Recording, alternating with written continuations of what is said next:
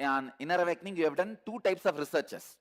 One, the individual person filling the questionnaire, like how you feel now, your depression, how you feel your low mood, how you feel your decision making capacity.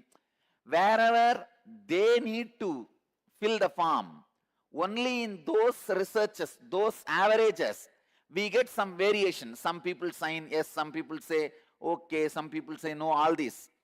But wherever the scientific facts are concerned, like a mitochondria cell energy or the DNA layers or the weight reduction, where the machines are measuring facts, it is all the benefits I am saying is always for 100% participants, never 99.9%.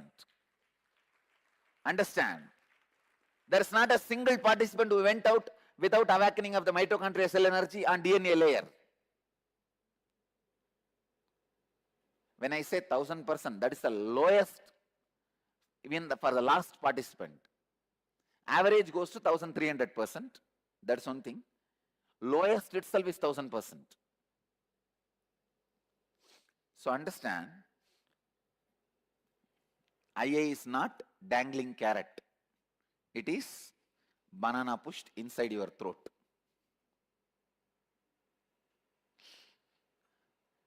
For special attention needed people, it is banana juice. Not even banana.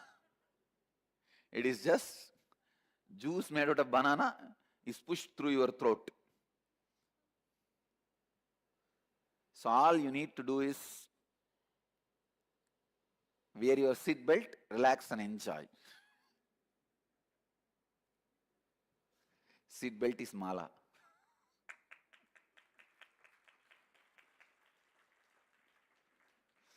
It never miss a chance to look into my eyes when you come so close, because my eyes are the window to cosmos. Understand? When you look deeply inside, you can see what is inside. It's a vast abyss of consciousness. So don't miss falling into it. You will never die. Only when something stops, you will die. If you are just falling, it is nothing but floating. Understand? Only stopping hurts, never falling hurts.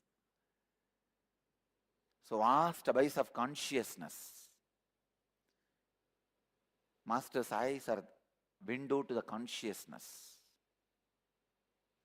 window to the cosmos. Never miss a chance to look into it, even though it's a little difficult. Understand? First, Shraddha Vivecha.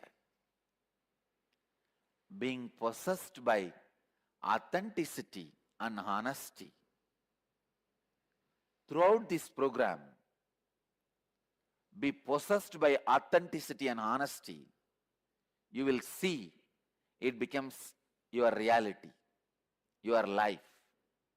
You are out of all the sufferings and you are in highest possible consciousness.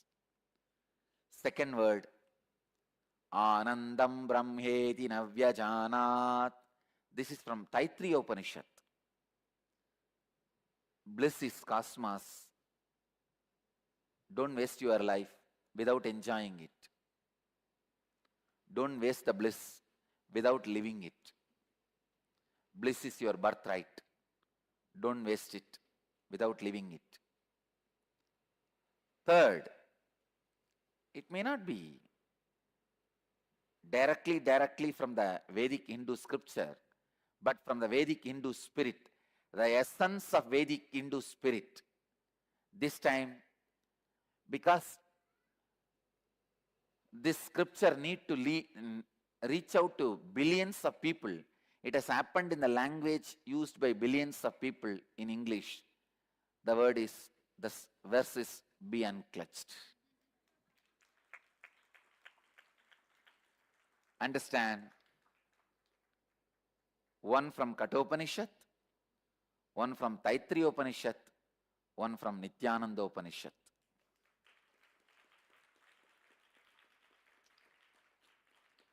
The word from Kathopanishad is the inspiration to start your journey. Word from Taittiriya Upanishad is the practice. The word from Nithyananda Upanishad is the end, ultimate.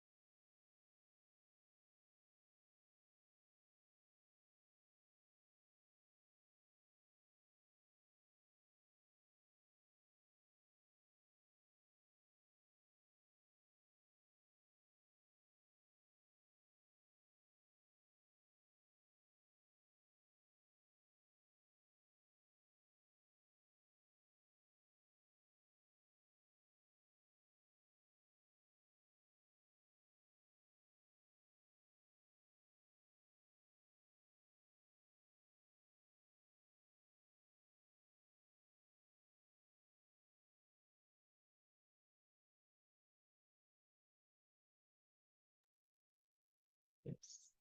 Beautifully, Swamiji has given the context for this very powerful program.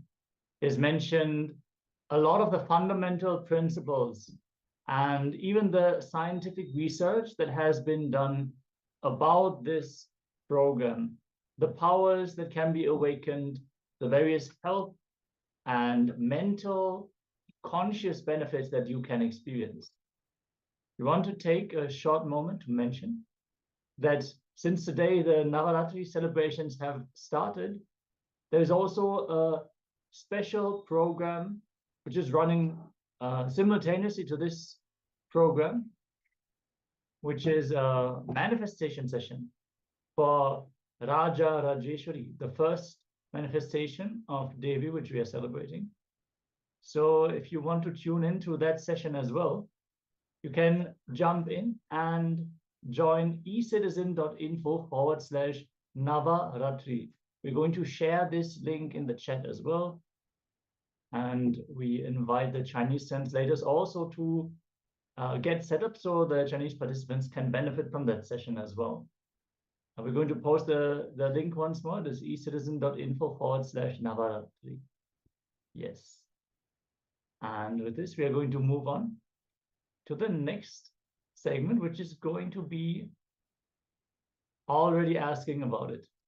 Okay.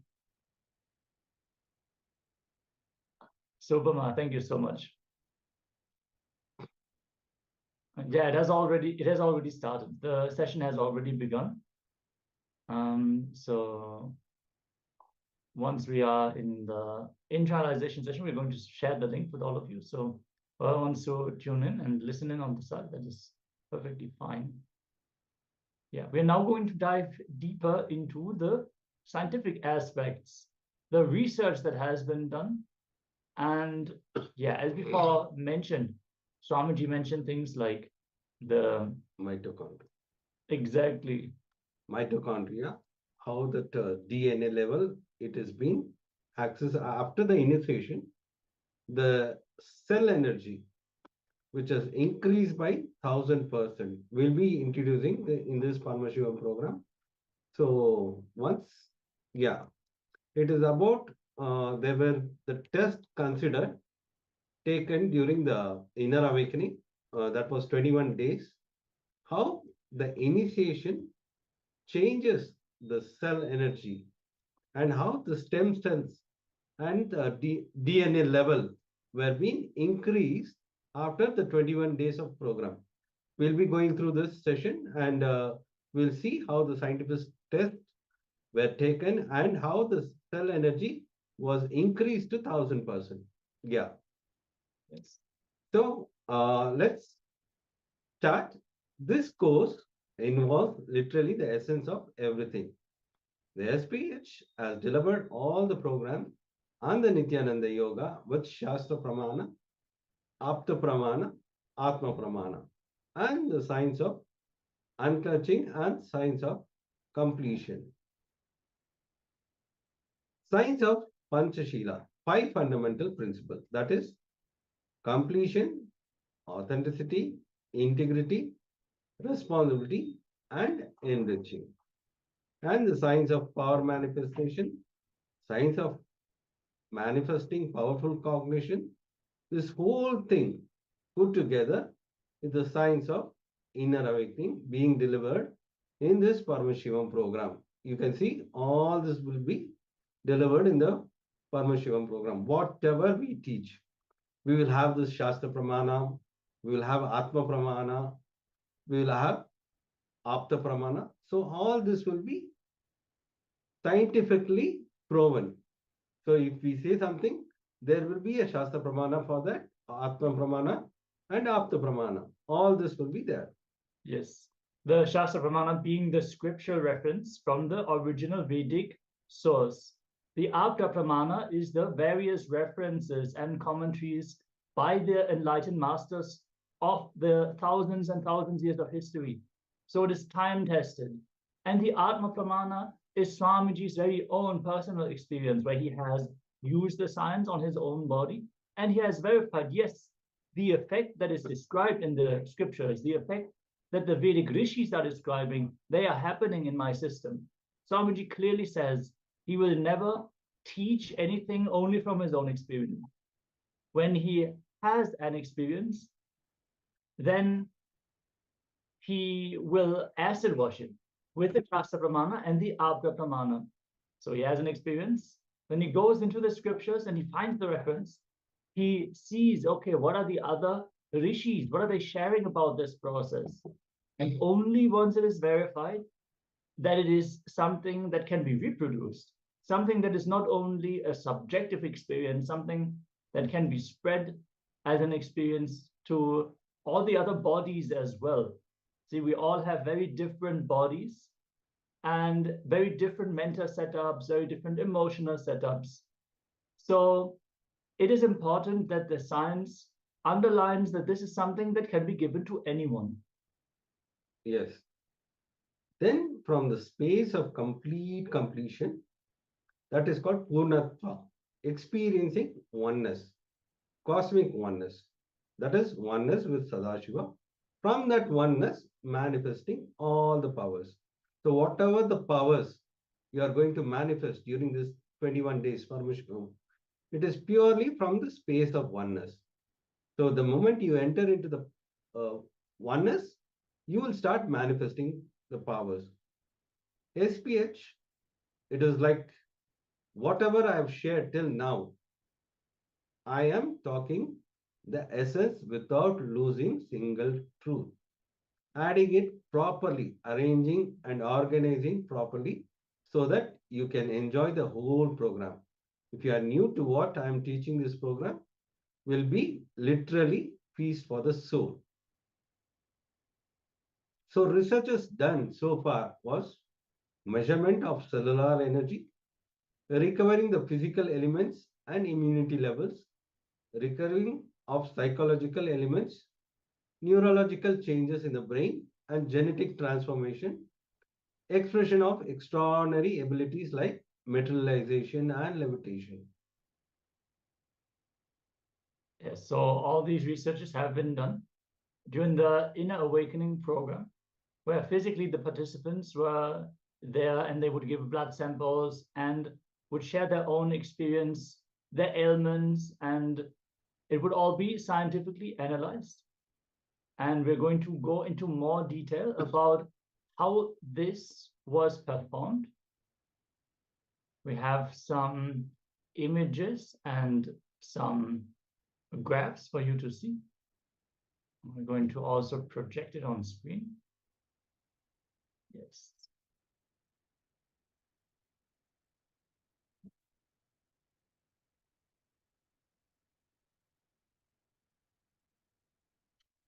It is how during the initiation, the whole thing changes.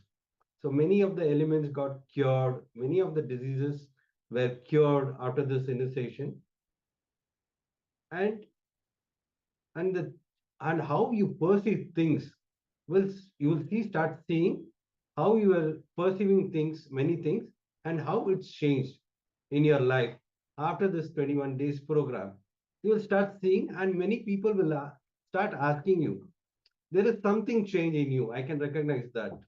So that is how you will feel that the things have started happening in your life, and you will have many breakthroughs.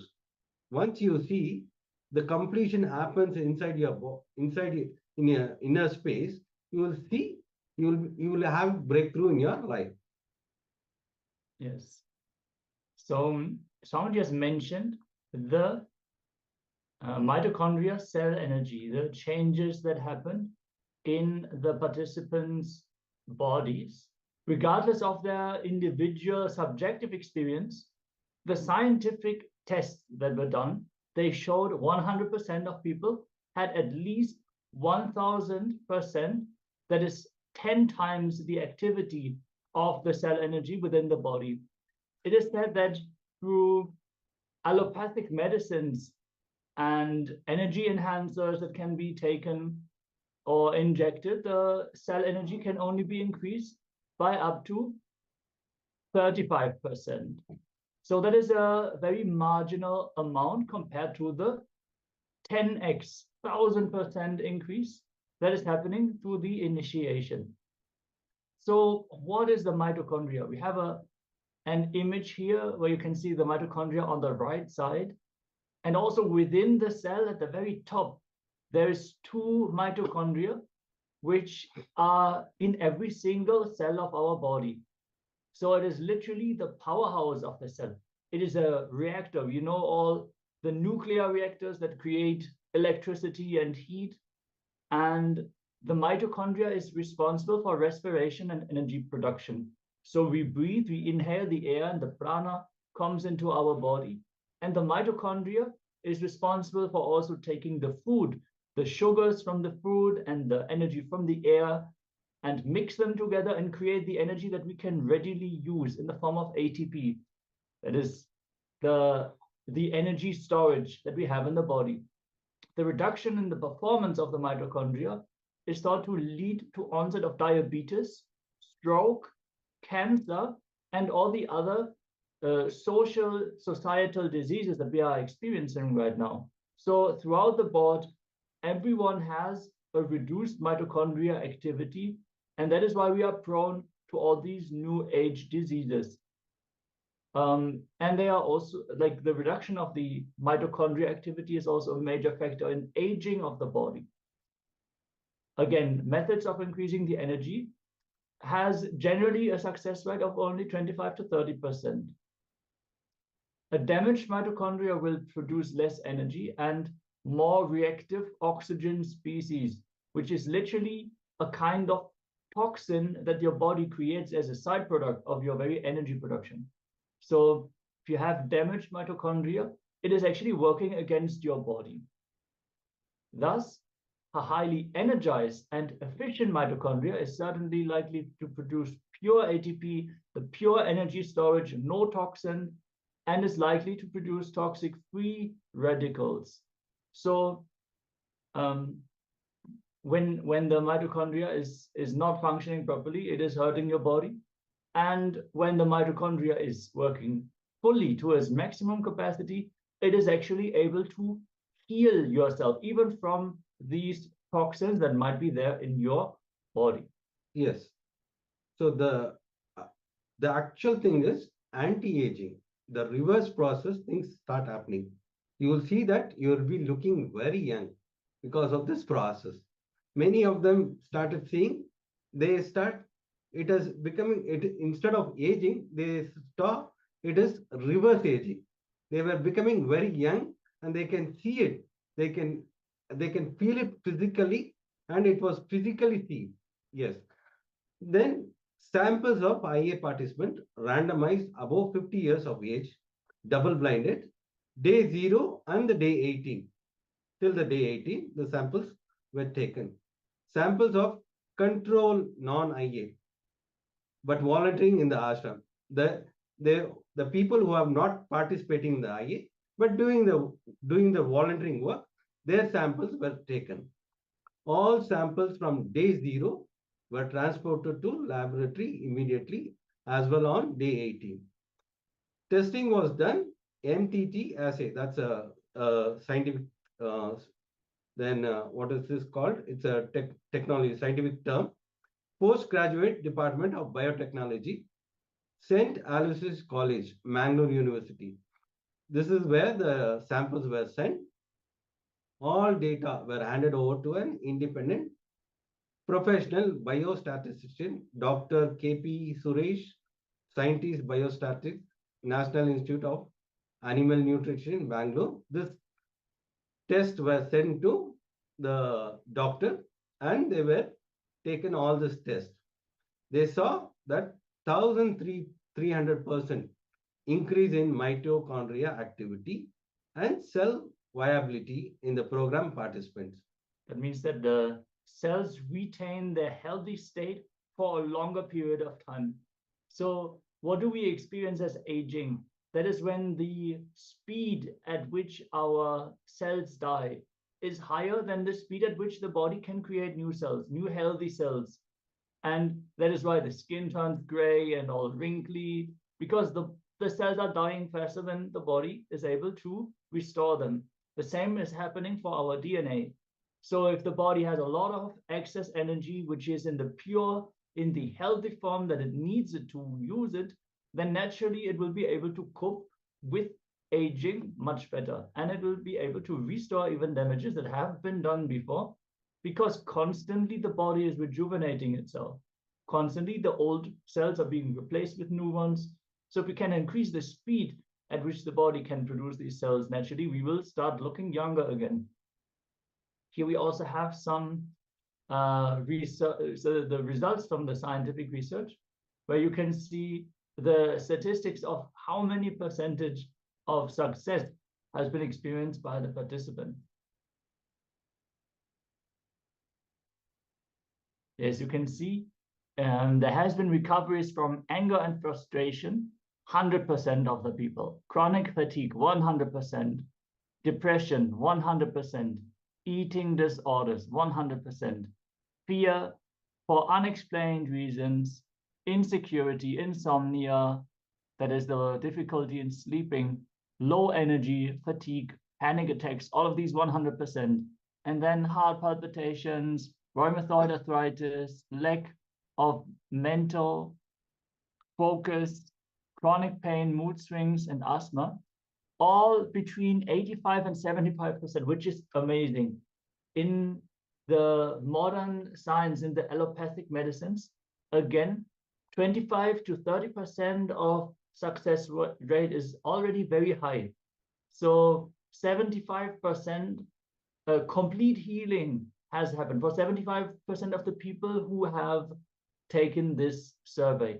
Like this, we have tons and tons of testimonials and research. So if you're interested in that, we can share all this data with you as well. So from things as small as insomnia, all the way to cancer and the chronic diseases, all these things have been healed through this powerful initiation, which is part of the program.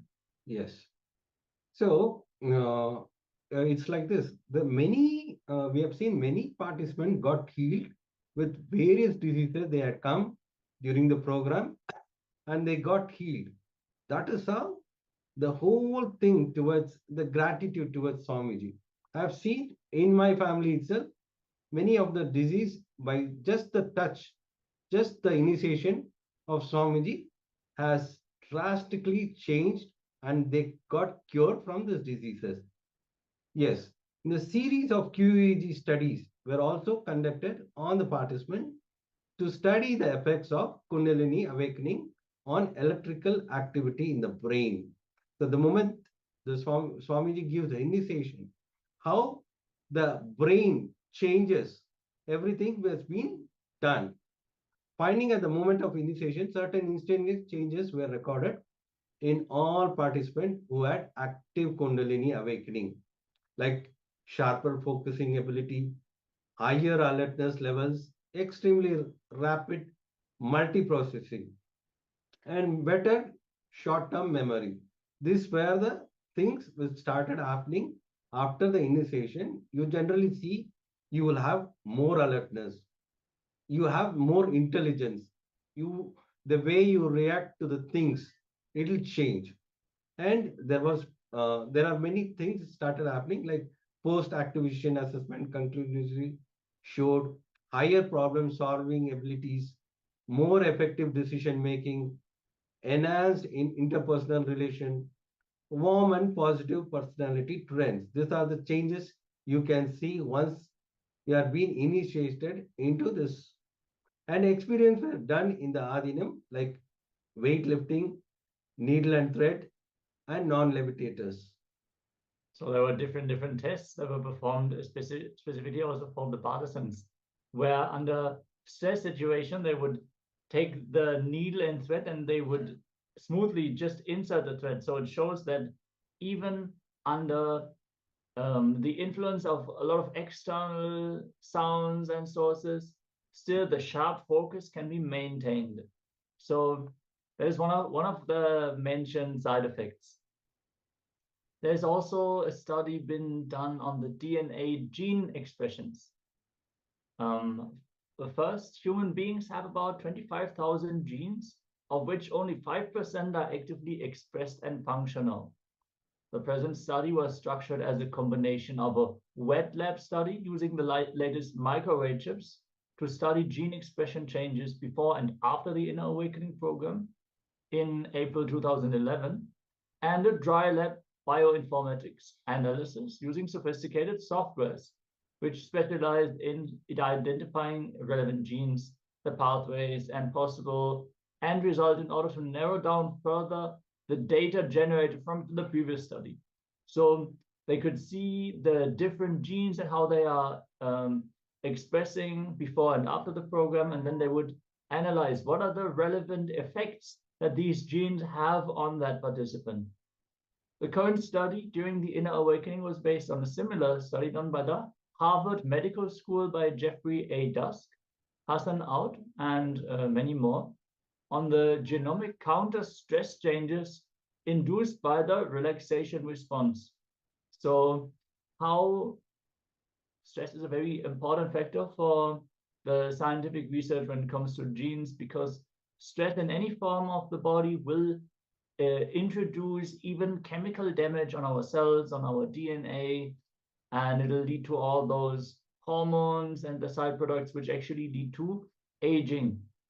So 40 healthy adult volunteers, male and female, enrolled for the Inner Awakening, yoga for 21 days, and who have volunteered for giving blood samples with informed consent for differential gene expression study. So the study that we were talking about before and after the yoga program. The findings were greatly increased immune modulation. That means when your body is introduced with new germs or new viruses, the ability to react to that and come up with a solution with the defense mechanisms to protect yourself from new viruses and diseases. Increase immunity to cancer, especially liver cancer. Clinical improvement in rheumatoid arthritis, which is like chronic pain in the joints, fibromyalgia, and other chronic pain conditions. Significant recovery from asthma and significant improvements in memory. Yeah. Then comes the extraordinary abilities like materialization. Materialization is the creation of matter from energy. Objects materialized so far during the inner awakening was like Vibhuti. Many participants were materialized almost, I think, 99%.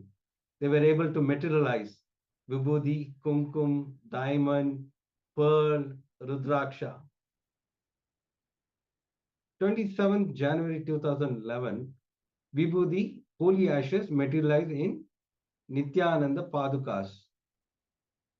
Yeah, during the Shri Vidya Homa, we are going to project this image also, so you can see just the amount of Vibhuti that has manifested here.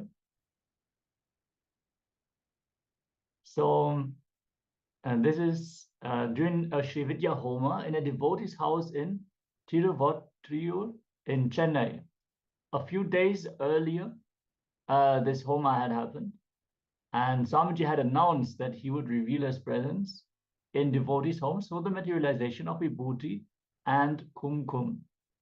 And that happened on the Padukas during the worship.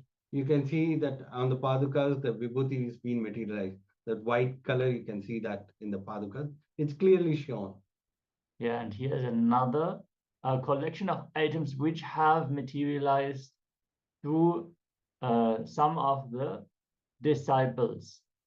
We are also going to dive deeper into one specific study which has been conducted on materialization, where the materialization was live recorded in a machine which is able to scan the entire body.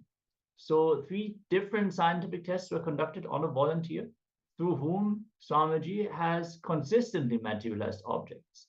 So there was a whole body CT scan, which is literally able to show the insides of your bones. It is that deep, that powerful.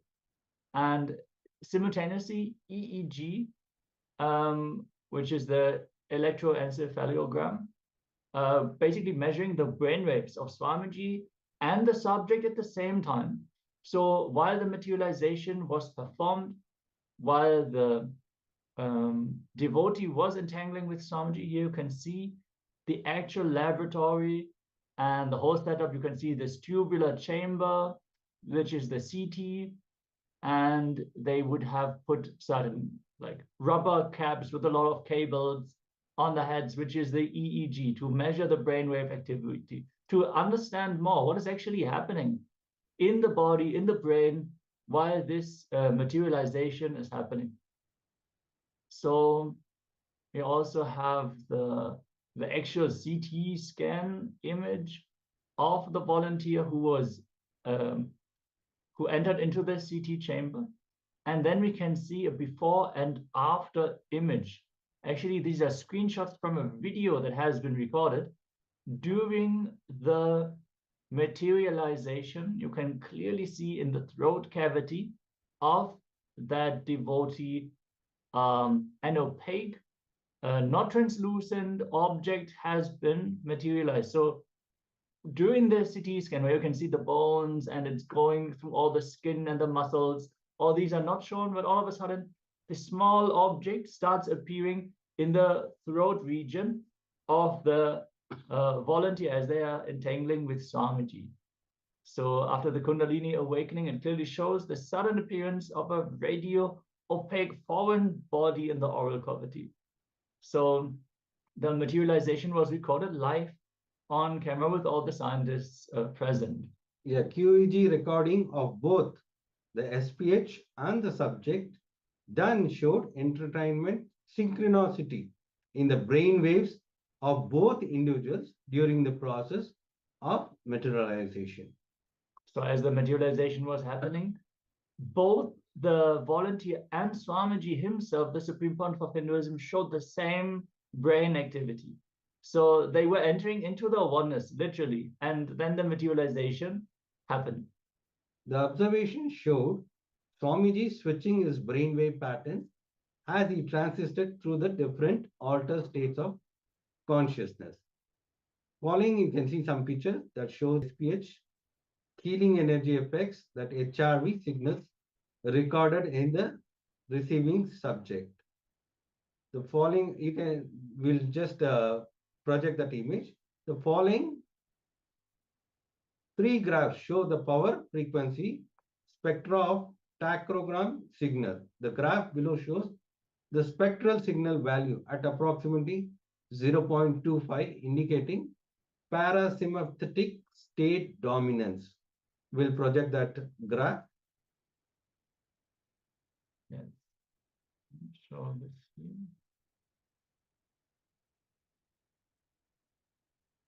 So you can see these are the variant. This is the spread of the brainwave patterns that is being detected.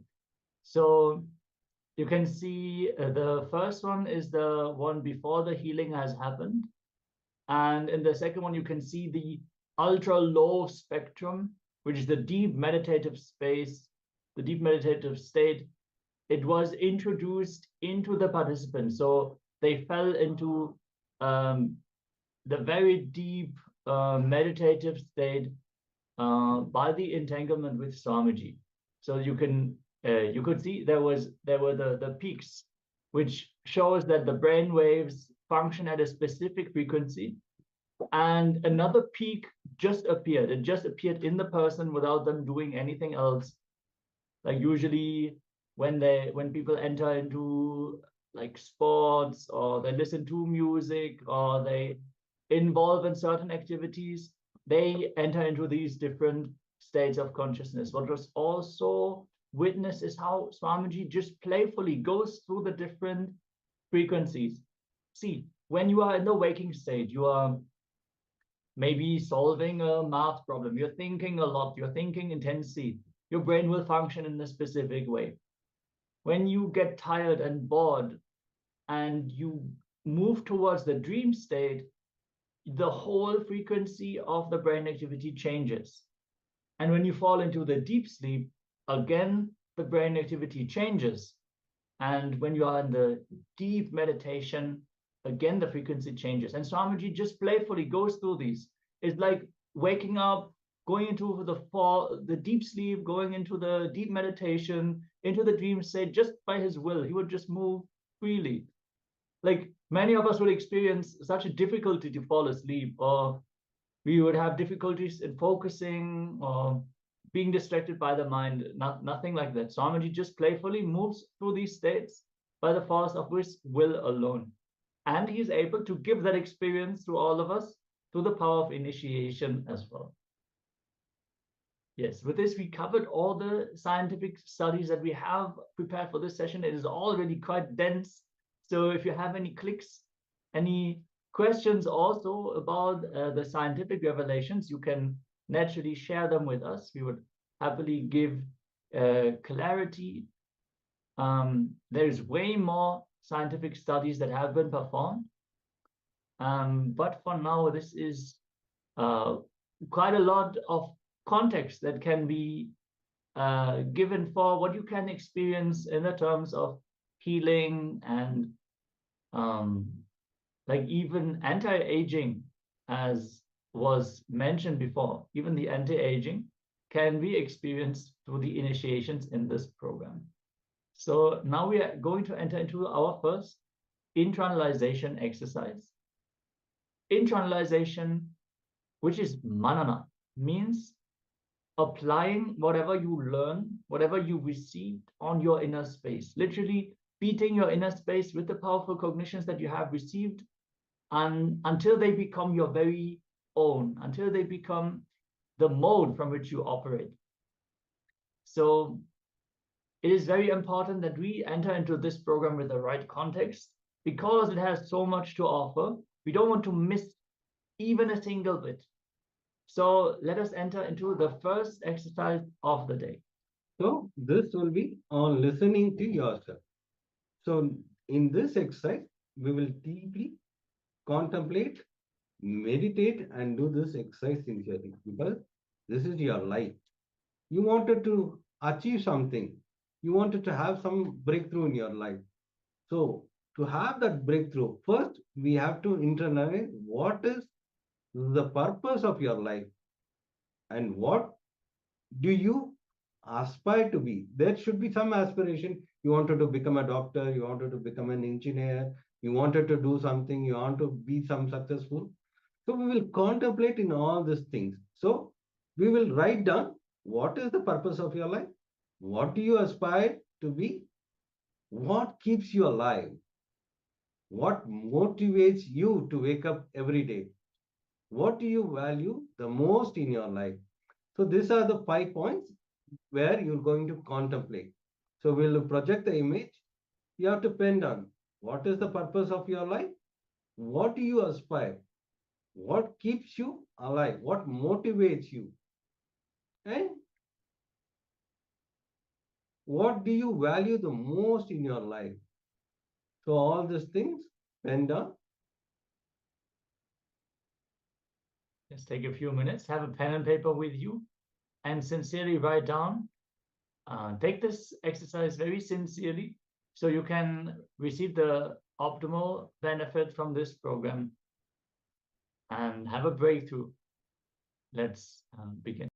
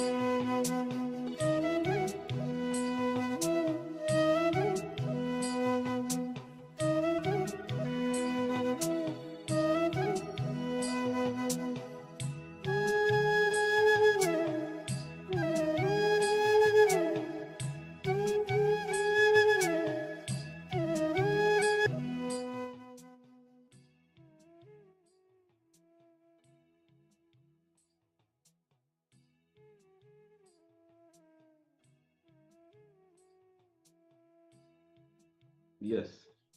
Now, let's enter into the second step. Now, let's dig deep, contemplate, meditate, and do this exercise sincerely. The second step is, what are you seeking from life? So you will be seeking many things in your life which is not happening, because this program will give you a breakthrough. So this is a very important exercise. I request all the participants to do this internalization, because you should know what you want from life. Then only you'll be able to achieve. You should have the clear picture that what you want to achieve in your life. There is something lacking in you. That is the reason you have been come to this program. There is some seeking which was longing from a long time, and that seeking got attracted, and that is how the Swamiji happened in your life. It is not you, but Swamiji has called you. That is how you have come to this program. Do this exercise sincerely. What are you seeking from life? Then, how do you plan to achieve what you aspire? And all your actions are all your actions aligned to this. This is very important. What are you seeking? Is all the actions are aligned to that. Just do this exercise. We'll project the we'll project the image. You can just pen down. Do it sincerely.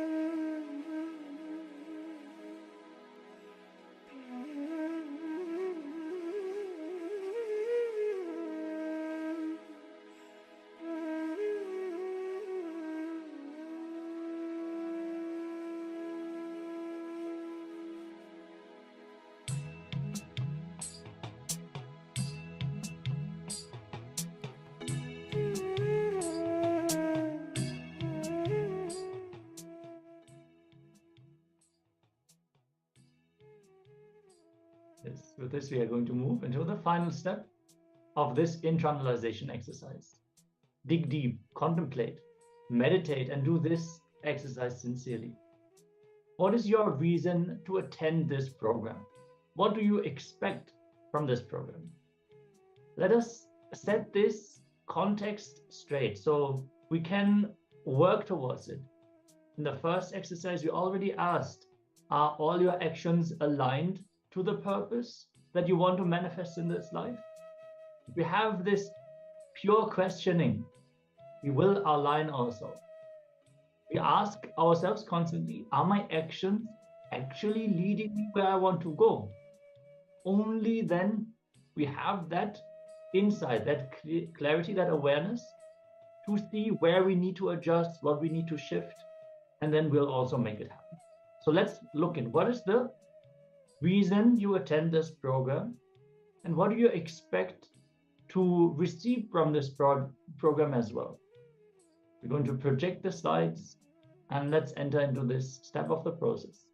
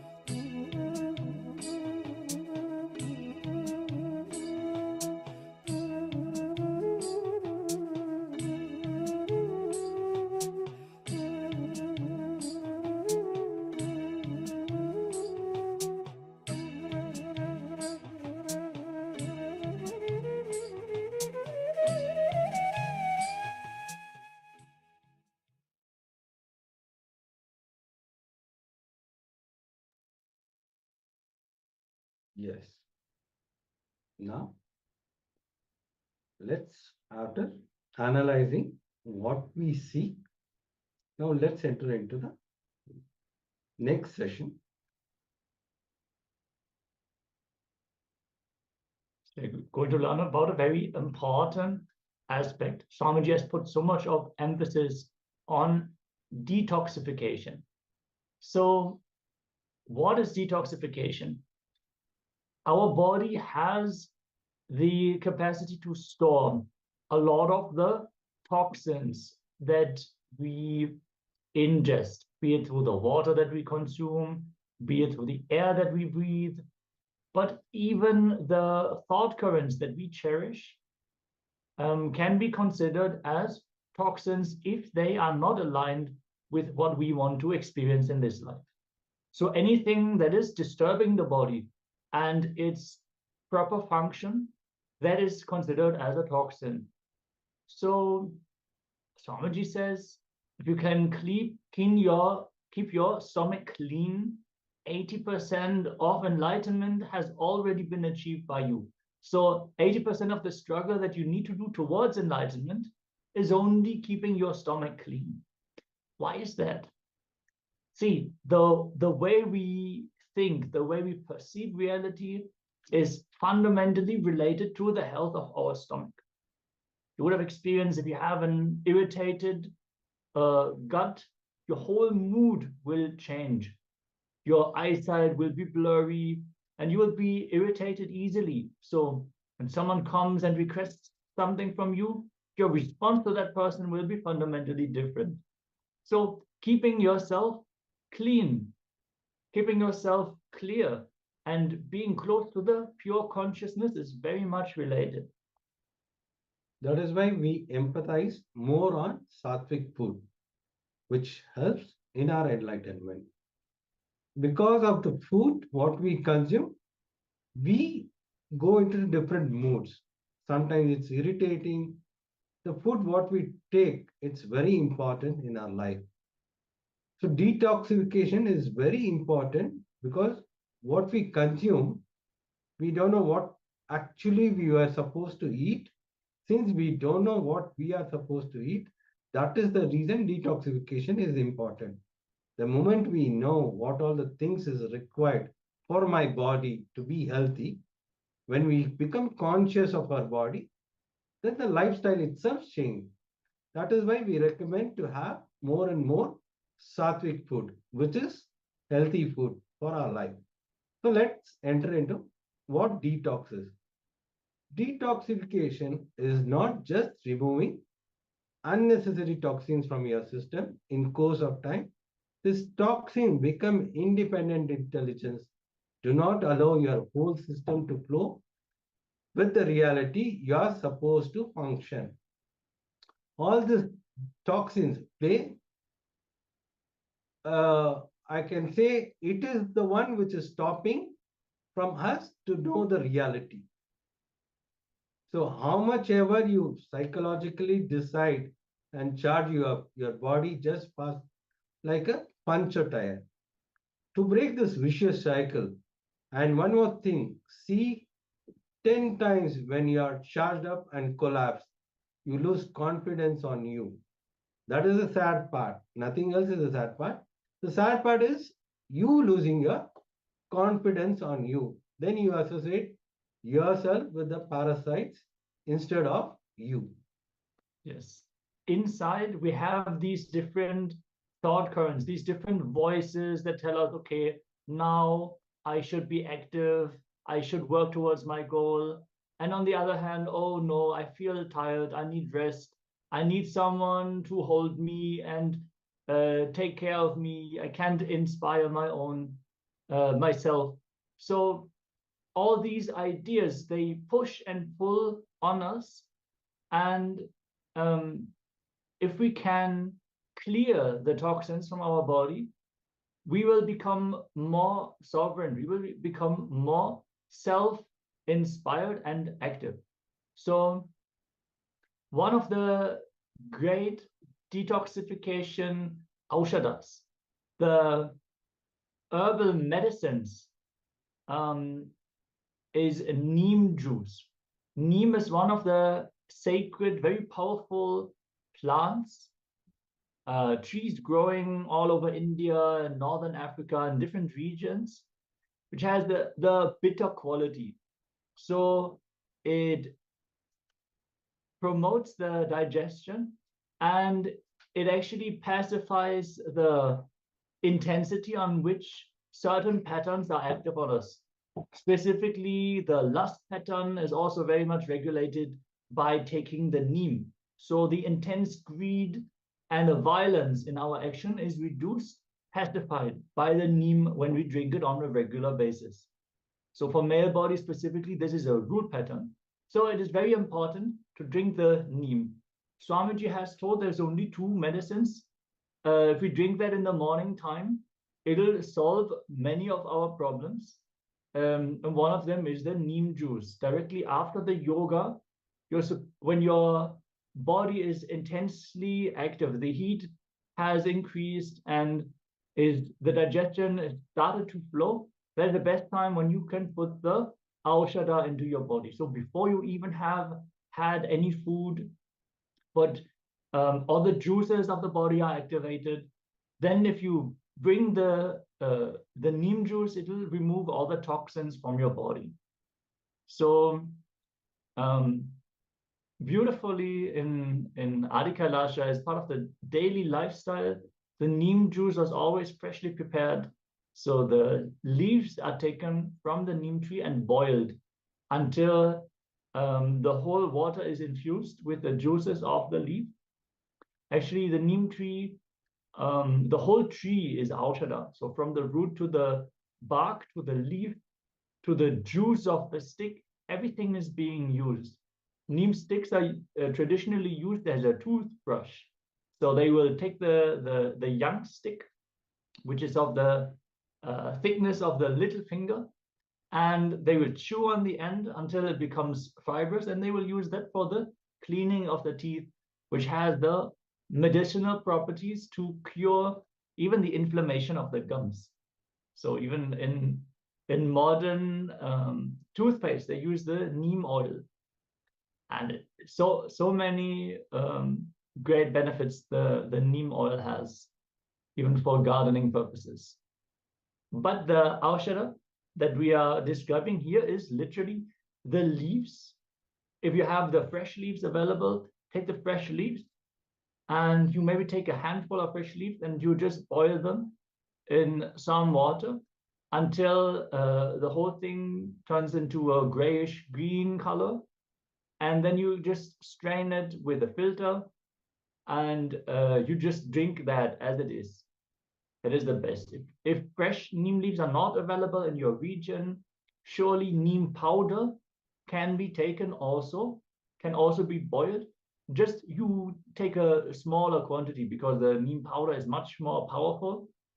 You just simmer it nicely, let it fully soak, and then you can strain it into a cup and have it. It is very bitter, but after you have taken it a few times, you will feel not only the benefits, you will start enjoying that bitterness also. Swamiji clearly says, maturing the taste is too important. When you have immaturity in your taste, you will literally consume poison until medicine is going to be your food. So rather, make medicine your food, and then you will be healthy, happy, and blissful all the time. Yes. This neem and haritaki is the best thing to clear all your toxins. So it increases your oxygen level and you'll be active the whole day. It'll remove that laziness pattern. The more, and it's best time to drink is after your yoga. Once you finish your yoga, you can take this, and haritaki before going to sleep. It's recommended before going to sleep, you have to take haritaki, 1 teaspoon of haritaki every night, which will increase your oxygen and improve the neuron cells will get active. The more and more neuron cells will get active by regular consumption of this haritaki powder. It also cleanses the whole stomach. And if you have a bad breath, you can use this as tooth powder, which will heal your gums and the bad breathing. Yes, with this, we covered the detox. So if you have any more questions about Neem and the various aushadas that Swamiji is recommending for all of us, this is for daily consumption, so it's perfectly safe to take. And yes, Haritaki is considered as Sarva Roga Nivarana. Any diseases, Haritaki is the cure. So every day we recommend to consume the Haritaki every day, which will help you to cleanse your blood. All these who have blood pressure problem, this will help them, because once your blood is clean, automatically the blood pressure, everything will become normal. So regular consumption of Haritaki is recommended. yes. We have a question from the Chinese translator about the Zoom room access. Yeah, if you can send the link through which people would usually access, so we can have a look at that. Like what you're saying that through the link you're not able to access the Zoom. So if you could just share the link once, so we know exactly what to address. We'll have a look at this just after the session. We're going to attend to this also. Okay. The next segment is the essence of Paramashivoham. We need to prepare ourselves to be able to fully receive the benefits from this program. And in this session, you are going to learn how to set up your space, your place where you are attending the program. What is the right context? What are the requirements that you need to prepare to be able to receive all the benefits from this program? Yes. So tip 1, to be present for all 21 days. Be involved. This 21 days, just allocate this 21 days. Sincerely attend the program, because this is a life for you. It's a new beginning. This is a life transformation program. So we request all the participants attend sincerely. Be present for all the 21 days. That is the requirement from your side. Paramashiva reveals, Guru Vaktre Sthitam Brahma Prapyate Tat Prasadatam Guru Dhyanam Sada Kurya Kulastri Swaptim Yatha. Knowledge is situated in the Guru's mouth or organ of speech. Guru Vaktra, and this knowledge is attainable by devotion onto the Guru, Guru Bhakti. In the 3 worlds, this fact is clearly enunciated by the divine sages, that is called Deva Rishis, or ancestors, Pitrus, and learned men. So there is no need to take notes unless we specifically tell for the session. There is no need. Okay. Be involved, do the exercise sincerely. All the exercise which we take during this Paramashivoham program, do it sincerely. Analyze for the sake of internalization. The truth is intra-analyzing. Taking a few moments, recollecting, writing elaborately. Whatever the Paramashivoham program, we go through internalization. Spend some time, recollect, and write as much as possible. Because the more and more you write elaborately, you'll know where actually you're stuck. So we recommend during all the internalization, write as elaborately as possible. Yeah.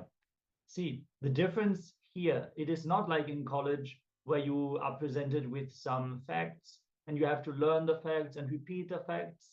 No, you're given a powerful cognition which you need to apply to your inner space, because your inner space is different from my inner space, from my brother's inner space. There is certain change in cognition that needs to happen in your very perception of reality.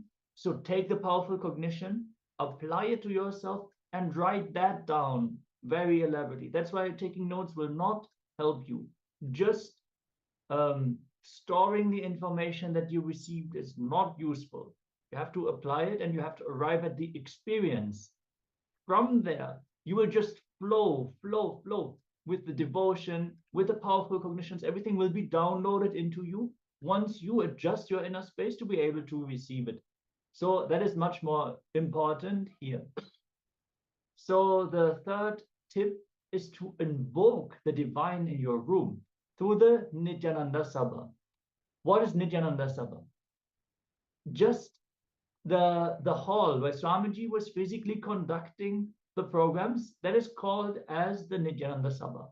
For you, it is your room, your personal space that you dedicate to attend this program. We advise all of you, dedicate one room. Remove everything that is a distraction. If you're using a TV to attend the program, that is okay, but don't allow any disturbance, any distraction from the objects within the room. Set up a small seat, any chair, maybe with like a blanket, and some decorations for Swamiji to sit. We're going to learn about the Atma Murti very soon, and Swamiji is going to give the context for the Atma Murti. Practice the presence of Swamiji in your room. You're not just sitting in front of your laptop, in front of your TV, and watching some entertainment or educational program. No, it is Swamiji who is manifesting in your room and working on you. So acknowledge his presence. Keep a seat for him and cognize he's there. He's sitting with you as you are attending the program. How cool is that?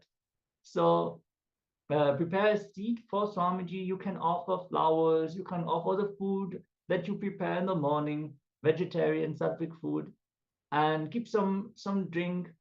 If at all throughout the day you're making coffee, you can make one mug of coffee for Swamiji and offer it. It is perfectly fine for you to drink it afterwards. It is a prasada. It is energized, infused with the cosmic energy. So it's a beautiful habit of just acknowledging Swamiji's presence with you. This will also help you with cognizing the powerful clicks. When you understand that, okay, I'm not just listening to some information, some teachings. No, Swami is directly available to help you understand. If you are struggling to understand, just ask him, hey, Swamiji, what does that mean? What am I supposed to understand from this? And you will receive the understanding. So with this intensity, sit and cognize whatever is being spoken by the acharyas or by Swamiji during the jnana, the knowledge segments. Jnana is the pure cosmic knowledge, which can be transmitted from the guru to the disciple in the silence itself. So Swamiji clearly tells the words that he is speaking is only 1% of the information that he is transmitting, not even 1%, less than 1.1%. The words he's speaking are only for us to keep our attention, keep our focus on receiving the truths, for us to engage and allow him to manifest. All the information is transmitted in the silence in between the words. So the more we can sit in the unclutched space, deep, pure listening, Swamiji just downloads everything that we need. He just downloads it into us, and it's becoming immediately available for us. So if this has not yet become your experience, be prepared. You will start speaking the truths which you haven't even heard through your ears, which you haven't even seen through your eyes, which you haven't even cognized with your brain. You will just be able to speak them because Swamiji is downloading them into you. So sincerely attend, be fully present. Try to listen through your third eye itself. Don't even listen through your ears. Listen from that space in between the eyebrows, and everything will be revealed to you. That is the difference between hearing and listening. Hearing is something and listening. So as you go through this program, we'll give more details about how to listen. So the first thing you have to do is how to receive Swamiji. Because if some loved ones is planning to visit, how would you represent? How you keep your house clean? How you welcome him? Now the divine is entering into your house. So, to prepare the divine to come to your house, how clean it should be. The way you welcome the divine matters. So, keep your room as clean as possible, give more space, and celebrate because divine is happening in your life. He is entering in your house. So, make this room as a temple. What can I say? Your personal space. It should be like a temple. How the temple is being constructed, the way it is being designed, the way it spreads the energy, the vibrant energy. Make your room as a temple to receive the God. Because this 21 days, you're literally keep making the deity, keeping the deity and making it alive. This Atma Murti will respond to you. When you start interacting with the Atma Murti, you can see it responds to you in all aspects of life. This 21 days, just be sincere. And you are going to receive the divine Atma Murti. Atma Murti is going to play a major role in your life. It is you talking to the God itself and the God responding to all your needs. Yes. We're going to have an introduction by Swamiji himself on the Atma Murti. We need to make some quick technical adjustments, but we will be right back to present you with Swamiji's very own introduction about Atma Murti and what is the significance of Atma Murti in your daily life.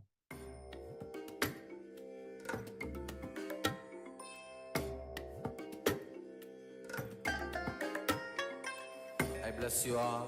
Let you all open all your three eyes and manifest the powers of Mahasadashiva. Om Nithyananda Paramashivoham. Om Nithyananda Paramashivoham. Om Nithyananda Paramashivoham. Om Nithyananda Paramashivoham. Om Nithyananda Paramashivoham. Om Nithyananda Paramashivoham.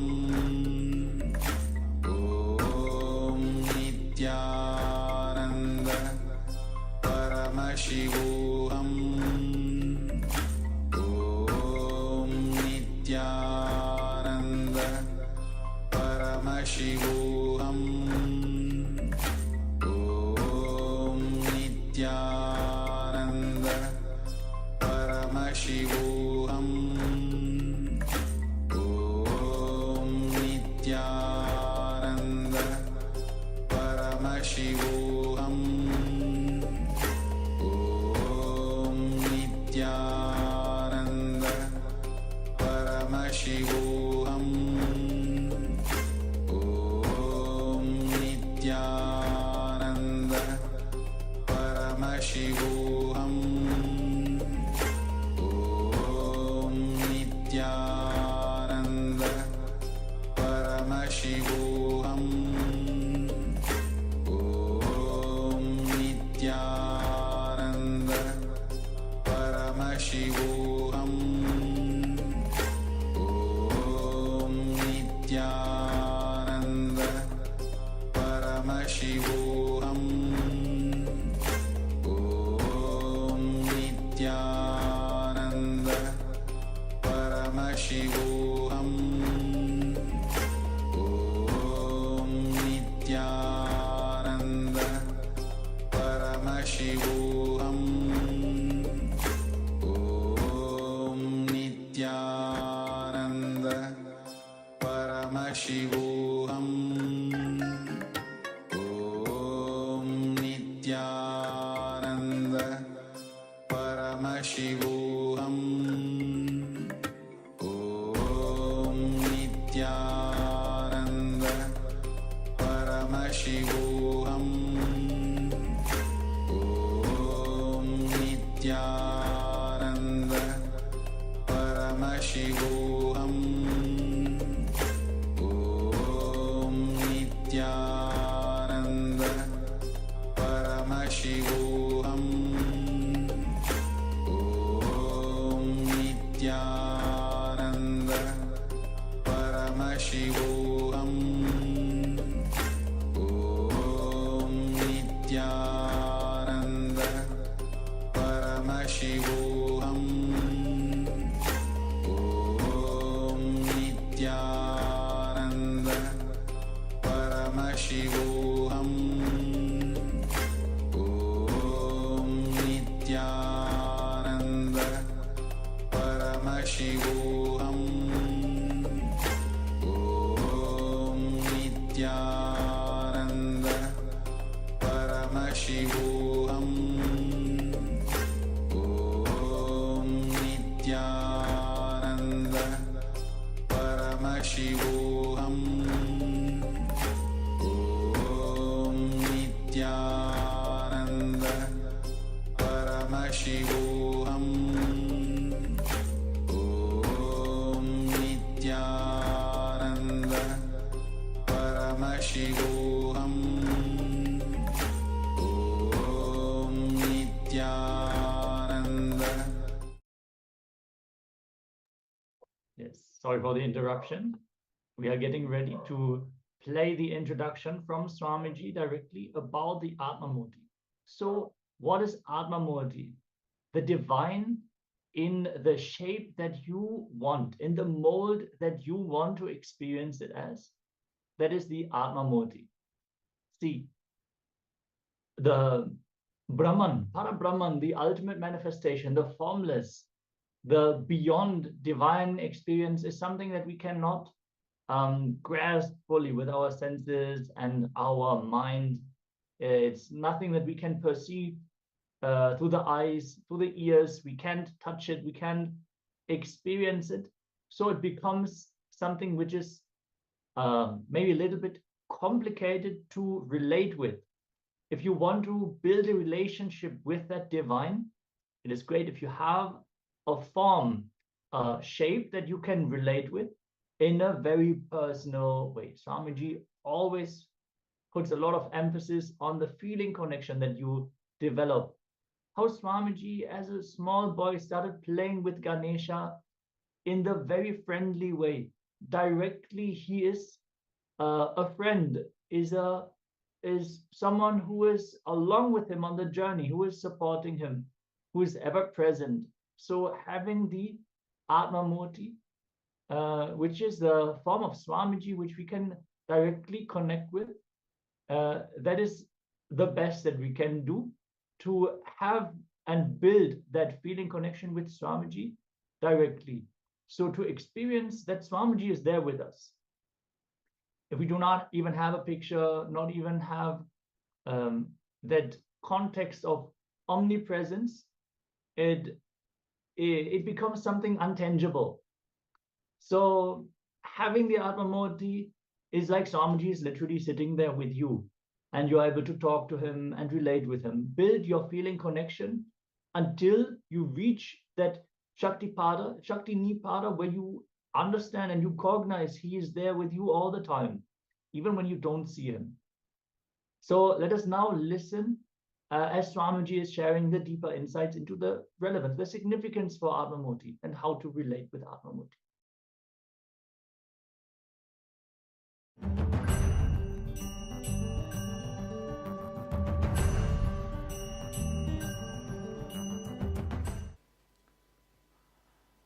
Listen, how many of you in the house you are able to easily talk to my photograph, play with it, feed, do all the game, but when you come in front of me you feel intimidated.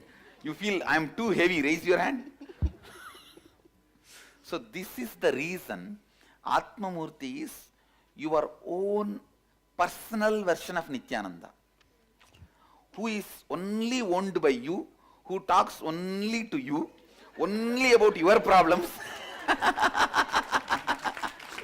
He doesn't care about anybody else's problems. He doesn't try to do some mediation thing. When you say, hey, finish him, he goes and finishes him. When you say do this, he goes and does this. When you say eat, and he eats. Understand? It is like a, see, in the spiritual journey, the first step is divine in the mold you want, then you and divine, and you in the mold the divine wants. The Visishta, the Dvaita, Visishtadvaita, Advaita. So, in the first level, for the game of Dvaita, divine, in the mold you want, Atmamurti is a big support. Then, you will just have the space of you and divine. That is Vishishtadvaita. Then, suddenly you will see, without even your knowledge, you are in the mold the way divine wants. So it's a beautiful step rolling into the Advaita. That is the reason the Atmamurti is given. Atmamurti is the unique concept of Hinduism without the intimidation of the too big experiencing the divine in a personal space. Experiencing the divine in your personal space without the intimidation of Vishwarupa. Understand? Krishna was always Atmamurti for Arjuna. That is why he could not handle Vishwarupa. But that does not mean he did not become enlightened. After the war, everything, he said, come on, now I am ready to have the Vishwarupa. Let me see once more. He sees once more. That is called Anugita. He sees once more, and finally he himself becomes part of Krishna and gets enlightened. So understand, Atmamurti is a beautiful initial way of starting the divine you game, the you-me game, and I-you, that game, and by you will see that it raises you to the next level and ultimately Advaita.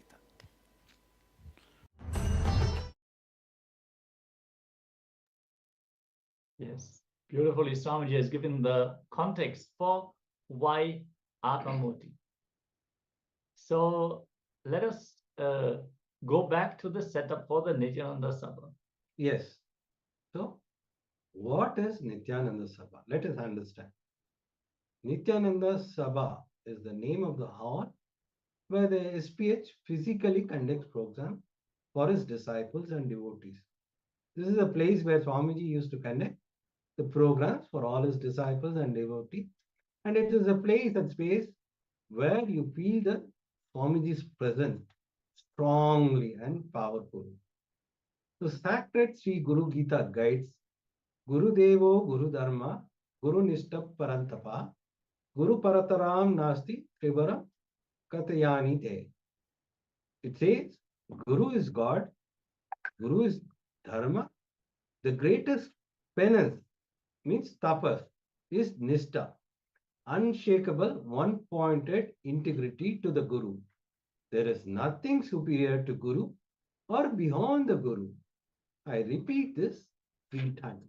That's in the Swamiji's words. Treat the room you are sitting as Nithyananda Sabha.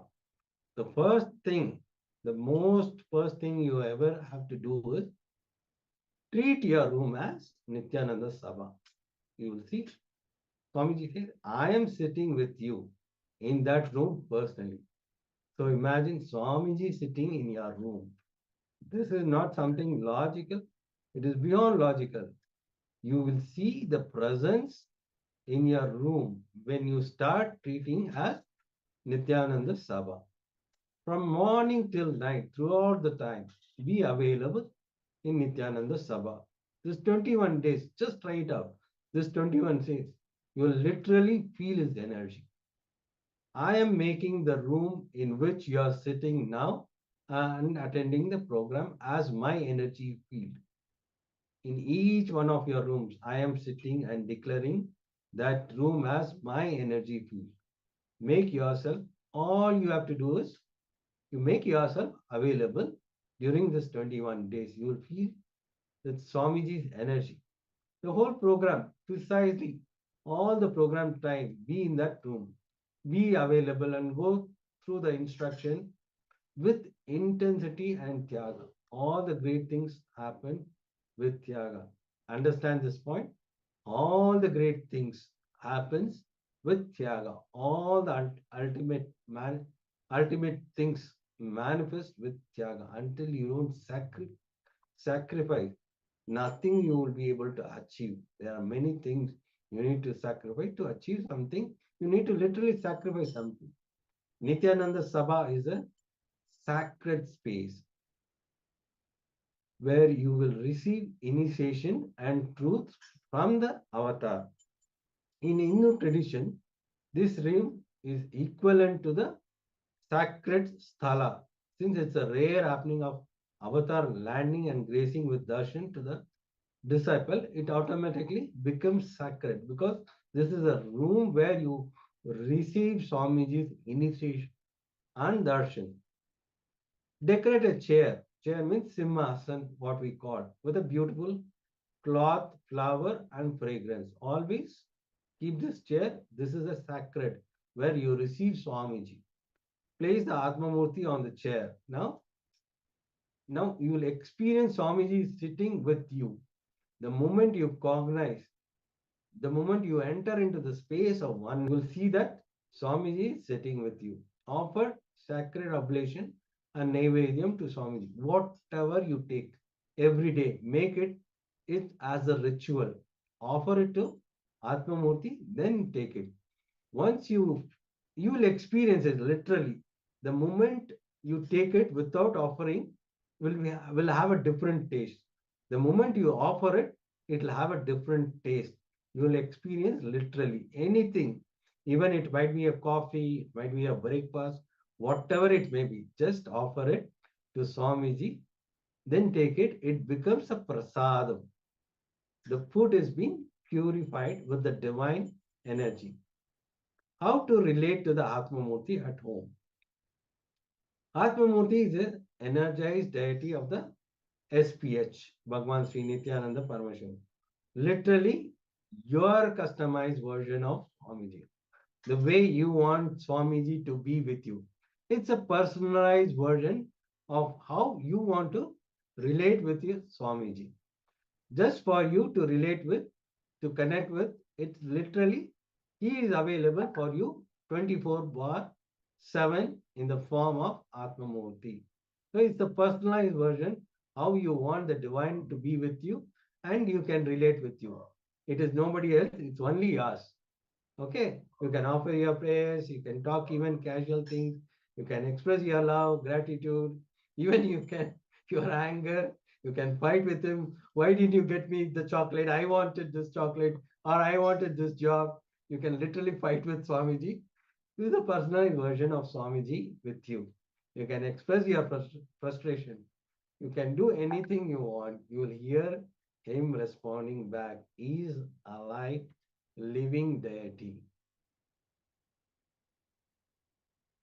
So you can do whatever you want with your Atmamurti. It's like a kid when it's like a kid playing with a Barbie doll. It'll relate, it'll feel it's a real to him. Same way you are going to do the thing now with Atmamurti. It's a personalized version of the divine whom you want to relate and ask whatever you want. It will respond. So manifest superconscious breakthrough. Tip 4 is how to sit. Just relax from your identity. Whatever you feel is the identity, just leave it outside the room.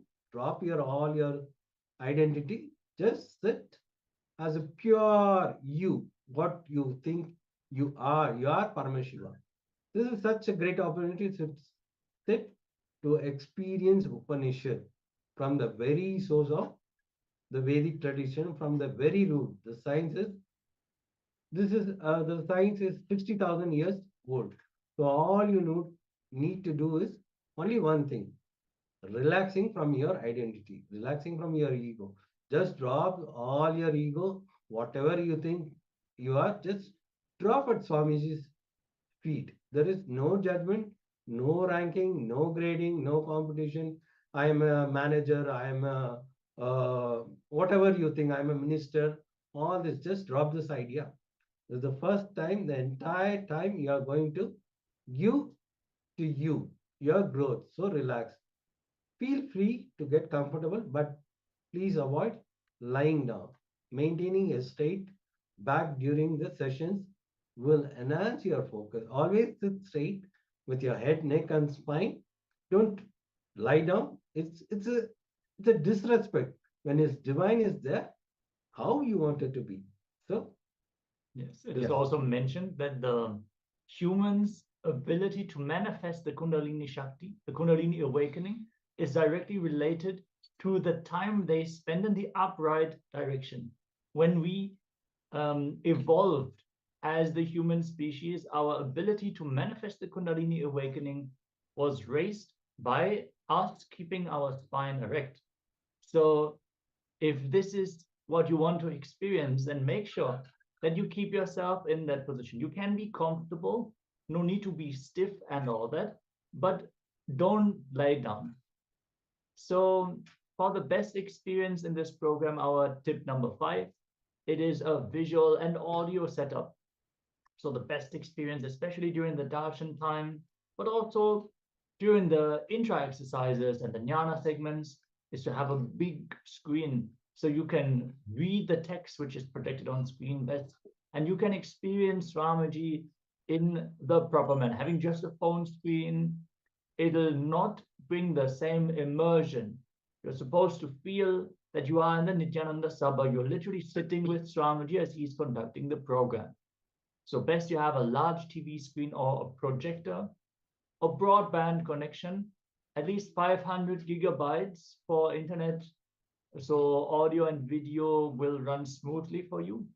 Have Zoom installed, especially for all the YouTube viewers, and make sure to get Zoom and join in, so you can also more directly interact with the acharyas, and you can receive the Dhyana Diksha, which you're also going to elaborate on in just a few moments. Make sure to have a microphone ready. In some of the exercises, we might ask you to unmute and communicate. So if you have a microphone, that would be optimal. And make sure you have a good set of headphones or a speaker system so you can receive the best experience from the program.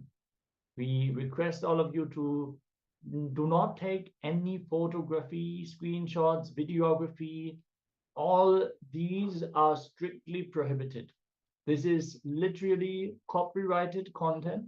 So make sure you don't engage into any of these activities. And otherwise you will have to be asked to leave the sessions. So kindly honor the process and the sacred space for yourself and your fellow participants who are here with you today and throughout the next few days. The materials you are going to need are tip number 6. Keep notepads and pens with you for the intra exercises.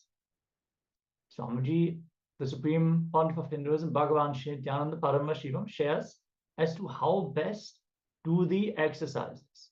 Swamiji says, even if you are doing the homework in the Facebook or notepad, each time type freshly. Do not copy paste. Actually, sitting and writing is a wonderful habit. Likita Japam, which is an amazing spiritual practice, because at that time you are sitting with yourself and you are also alive, awake, consciously. You are not drifted away here and there. You sit and you are awake, alive, continuously working consciously. In the last 20 years, we have collected over 80,000 pages of Swamiji's own handwriting. He has written some of his incidents of the life in poetic Tamil. So 80,000 pages Swamiji has written down himself. So that should inspire us to get into that mode of Likita Japam. As we are doing the completion exercises, we are doing the internalization, literally analyzing what is happening in our inner space, applying the powerful cognitions. write it down.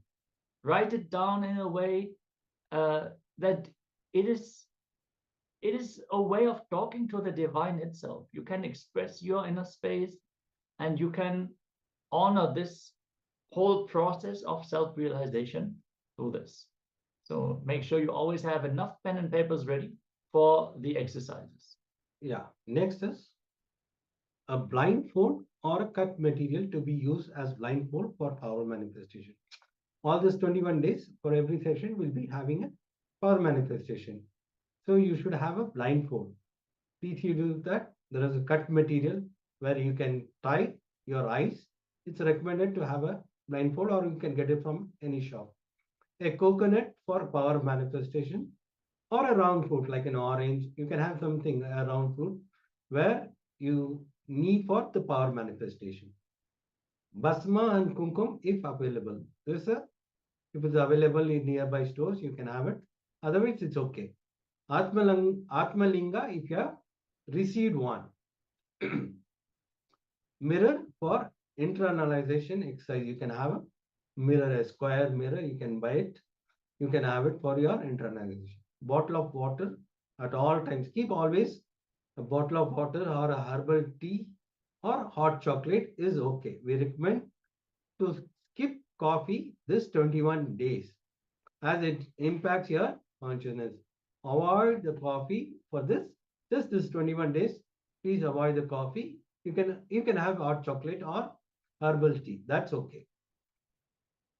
For receiving Diksha initiation, please keep drinking water. One fruit, organic or banana or beetle leaf, beetle nut as a dakshina, a coin. So always have a beetle leaf and a coin, whatever coin it's so 1 rupee or 1 cent, whatever it may be. Just have this as a dakshina. And a clean towel, unused piece of cloth. For recording your extraordinary power manifestation, install a timestamp camera on your phone.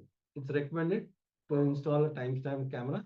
As you manifest powers, it is recommended to record, because this is the Atma Pramana of yours. So always record it. Whatever the power manifestation, record this power manifestation. This literally is the pramana of you experiencing the powers. Yes, the next step is to be dressed for the superconscious breakthrough. See, imagine you hear the doorbell ring and you already expect, you know who is going to come. You open the door and Swamiji is there. He's entering your home. Would you want to be in your pajamas, your worn out dress, sleepy, muddled hair? No, you would want to invite him. You would wear your best dress. Everything would be clean. Maybe you would be even perfumed, wearing ornaments, jewelry, whatever you have available. Make these 21 days as a way to upgrade yourself, even in the way you just hold yourself. Don't slouch in your seat. Imagine Swamiji is sitting right next to you. So this whole 21 days literally is a celebration. Now that Navaratri is going on, it is literally a celebration. But as per the Hindu tradition, look your best in traditional Indian clothing, saris or churidar for women, kurtas or dhoti for men. Most of these accessories will be available in most places of the world.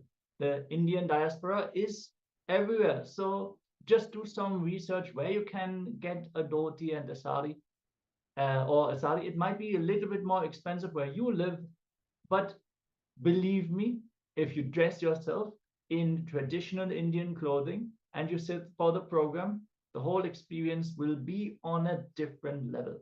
Swamiji has shared so many times Paramashiva's declaration when he decided to become many, all the jivas, for all the jivas to manifest. He declared, let me be many to celebrate my existence.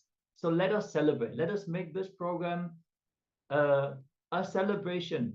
Yes, you are sitting for many hours throughout the day, but sit in a celebrative mood. So dress yourself nicely, wear jewelry, wear perfume. If you have eyeliner or any other makeup that you would want to wear for a celebration, just apply it. You are not sitting alone, you're inviting the divine to manifest. So celebrate yourself. There's the traditional makeup and aushada, which is vibhuti and kumkum. As you can see on the acharyas, they are wearing the kumkum and the vibhuti on the forehead. And preferably wear white clothing, as it is most conductive for the spiritual energy, especially for the diksha. So if it is possible for you to get a white sari as a female body, or wear the white dhoti, three-piece, or a white kurta for the male bodies, that will be the optimal clothing even to receive the spiritual energy in this program. Yeah, imagine your close friend after 10 years, or your loved one who is going to visit your house. How happy you will be, how you will celebrate the whole thing. You'll make your whole house decorative. You'll prepare many dishes, and you'll see everything is arranged in a proper way so that you receive him. So when divine is coming to your house, it should be like every day is a celebration. Every day should become a festival to receive the divine in the best way. So give your best to receive the divine. And I can tell the Paramashivoham program is actually a $21,000 program. And many of us would have experienced this. When the moment Swamiji invites us for the program and he opens the doors to join for free, the people will run and rush. They will yearn to attend it. Now, for over 1 year, Swamiji has been offering this program completely for free. But don't take it for granted. Don't take any of the sessions for granted. Just imagine you are offering your life. You're spending your life here to experience a breakthrough. So hold yourself in that way and be receptive for the teachings to land on you. Yes, since the Navaratri has started, Swamiji will be coming in a Devi's form. Today is the Rajarajeshwari day, and you will see the divine feminine form happening. So this 9 days, Swamiji will be coming in the divine feminine form. Receive the Swamiji. So be at your best. Celebrate this 9 days. So there is 21 days program. Apart from this 9 days is very special because Devi will be coming this 9 days in different forms. Okay. Then let's start. What is Nayana Diksha?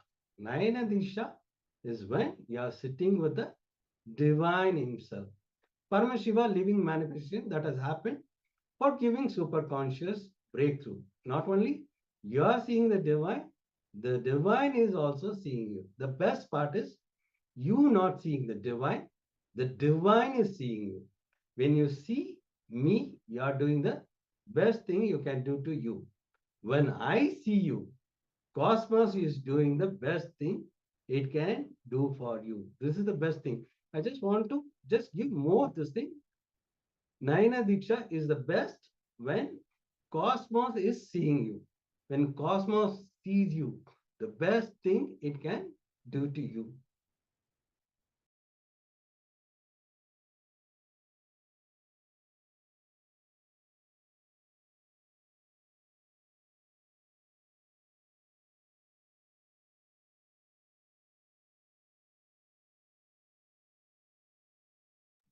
Yes. So Nayana Diksha is literally the initiation can be given in different ways. It can be given as a mantra given by the guru. It can be given through the touch. But for those enlightened masters, at a certain level, they are able to give the initiation when you enter into their breathing space. And Swamiji is able to give the transmission of the energy just by a look. The moment he sees you, he doesn't see only the physical frame. He sees everything that is happening from the Nityatva space, from the eternal space beyond time.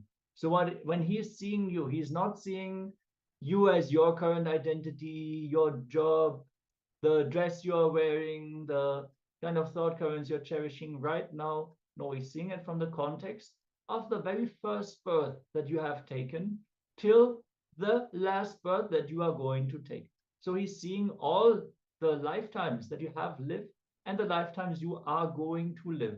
From that context, he is even addressing you. From that context, he is only intervening in your life. The moment he enters your life, understand you have made a trajectory shift. You are now moving towards the ultimate enlightenment. For that, the best thing that you can do as per the scriptures is receive the Diksha, which is the initiation from someone who has already manifested it.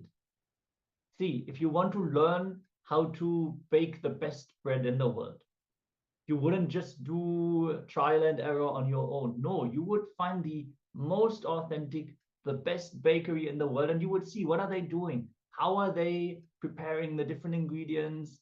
What is the best setting? What do I need to do? In the same way, if enlightenment is your goal, which is the ultimate goal of life itself, you need to connect to someone who has already manifested it. And Swamiji, as a living avatar of Paramashiva himself, he is here to give that experience to all of us. So how to best prepare yourself for the Nayana Diksha? Be in absolute awareness, avoiding any restlessness or movement. You will see when you're moving around, jumping from room to room, maybe you think you're listening, but you will not be receiving the full experience. The moment you sit with your head, neck, and spine in a straight line, your eyes locked, your three eyes locked into his three eyes, you will see your whole body is in a completely different zone altogether. So avoid walking around. Be on camera continuously so Swamiji can also see you. And avoid turning off your camera at any moment. If you need to step away for a moment, just let us know in the chat real quick. But leave the camera on, don't jump off. And maintain this space that every single moment of this program is auspicious. It is precious. We have already covered detoxification and its importance. So detox is a must in this program, including yoga and the Jala Aushadha. During the program, you will experience the Tvitiya Vinyasa Krama, 308 asana sequence, which is a 3-hour session to prepare your physiology for Paramashiva to land on. You are requested to be dressed in black attire. Like here, it is literally the opposite as compared to the Diksha.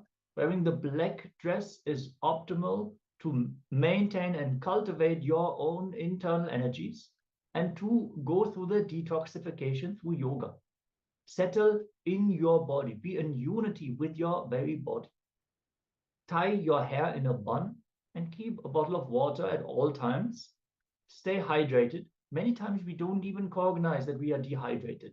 But when you do yoga sincerely, you will notice, you will feel your awareness of the body will increase. So even if you feel the pain in some parts of the body, don't worry. It just means that your awareness is brought back into your physical frame.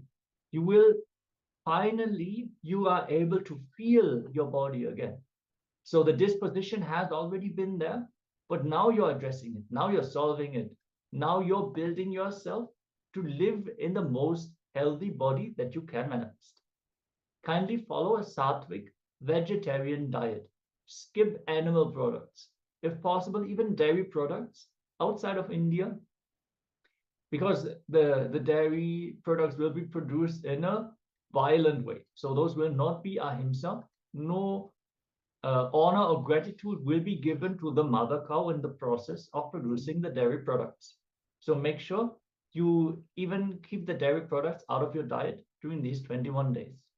If you have a Goshala or you live near an authentic Goshala, which is the cow temple, literally where the mother cow is being worshipped, then you can consume the dairy products, no problem. You will just see the way your ability to understand and the sensitivity to the world shoots up. If you consume the non-vegetarian food, or wouldn't even consider it as food, the non-vegetarian products, your consciousness will become dull and you will be easily irritated.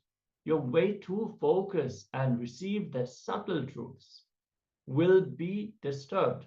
So make sure you keep your body in the most optimal state, which is subtle.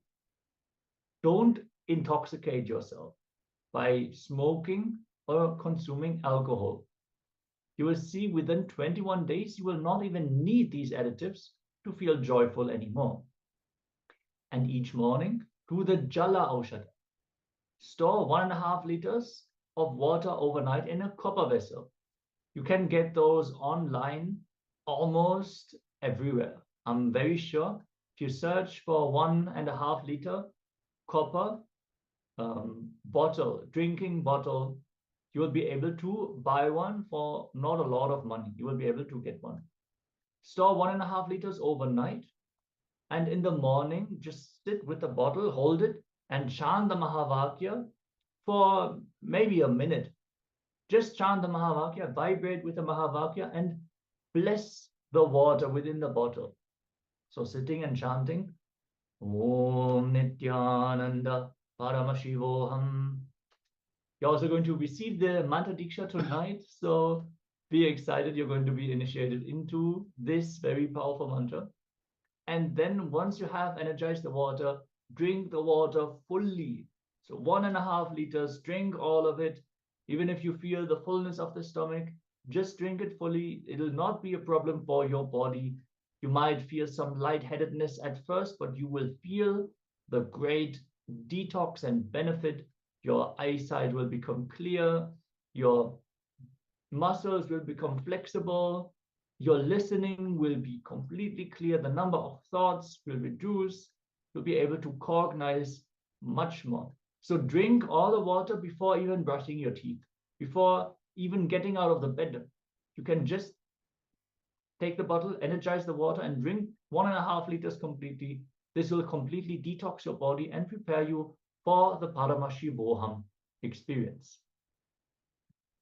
Yes, as Maharaj has already mentioned, take a teaspoon of Haritaki each night. Haritaki powder, Haritaki Churnam is available online in most places of the world as well.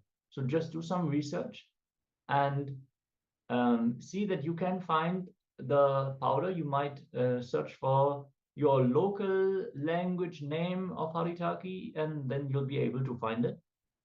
And we advise you to do the Panchakriya as well, which is the water cleaning of the eyes with an eye cup, but any small glass can be used, or when in doubt, you can even pour water into your palm and clear your eyes.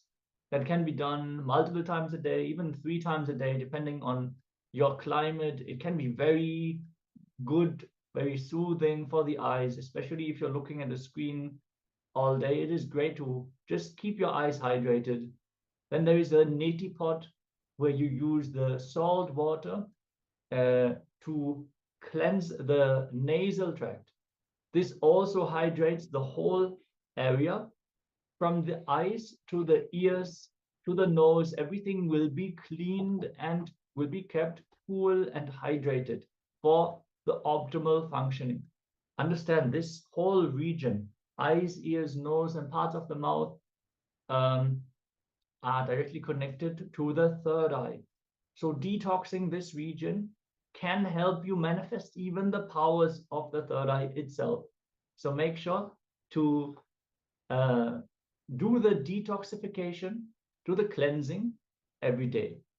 Then there is also the Jalabasi, which is the enema, which is cleaning the lower intestine with the water enema. A simple water enema, no additives needed. If you do not have an enema kit, you can get it also online or in your local pharmacy. Generally, they will have this available. Also, those will not cost a lot of money. To do the water enema, it is not a problem to do this on a daily basis. And there's no need for any hesitation or being shy about this. It is a powerful detoxification process, which you will feel the benefit immediately. And you will start loving it. You will not want to live without it. The kind of mental clarity you can manifest, the kind of emotional stability you can manifest by performing the enema on a regular basis is literally uncomparable. As we mentioned before, 80% of your enlightenment is only keeping your stomach clean. If you have experienced some irritation that you cannot trace down, just try to do the enema and see. All of a sudden, you will see there is no irritation at all. There's no need to be agitated, irritated, or even lethargic. Everything, the tiredness throughout the day, it'll just disappear. So make sure to do the Pancha Kriya as well.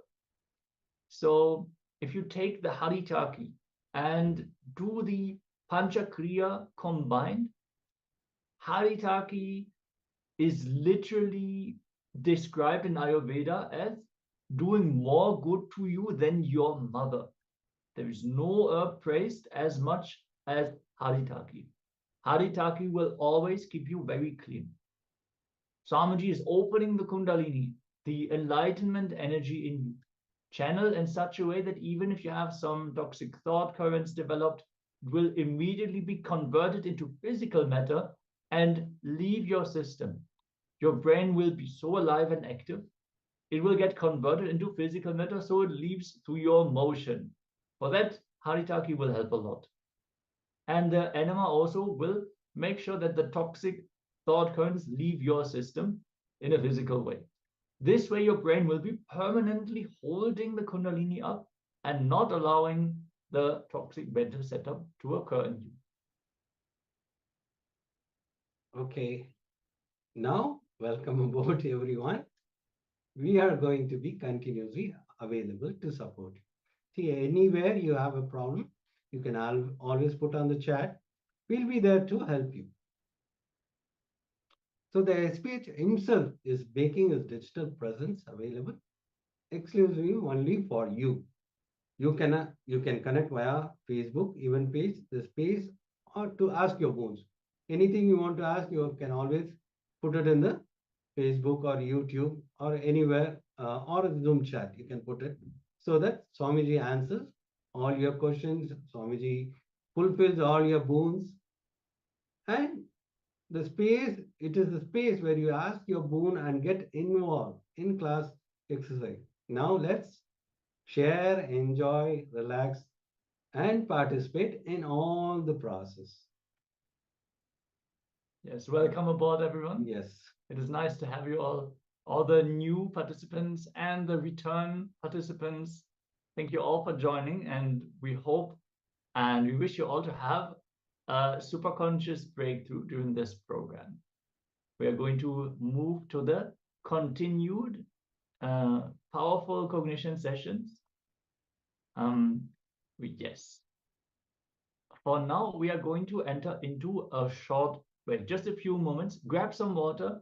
If you have not yet set up your Nithyananda Sabha, get a chair.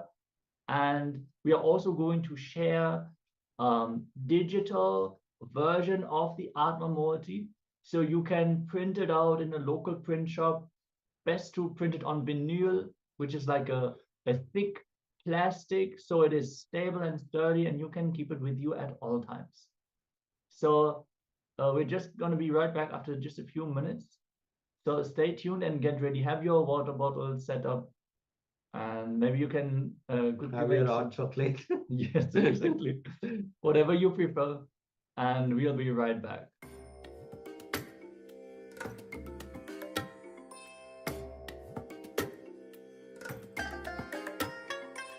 I bless you all.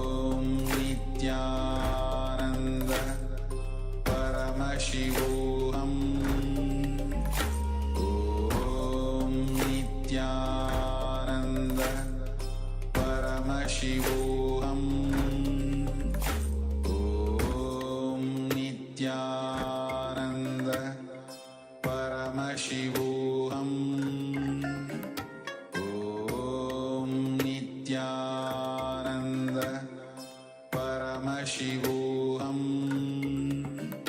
Om Nithyananda Paramashivoham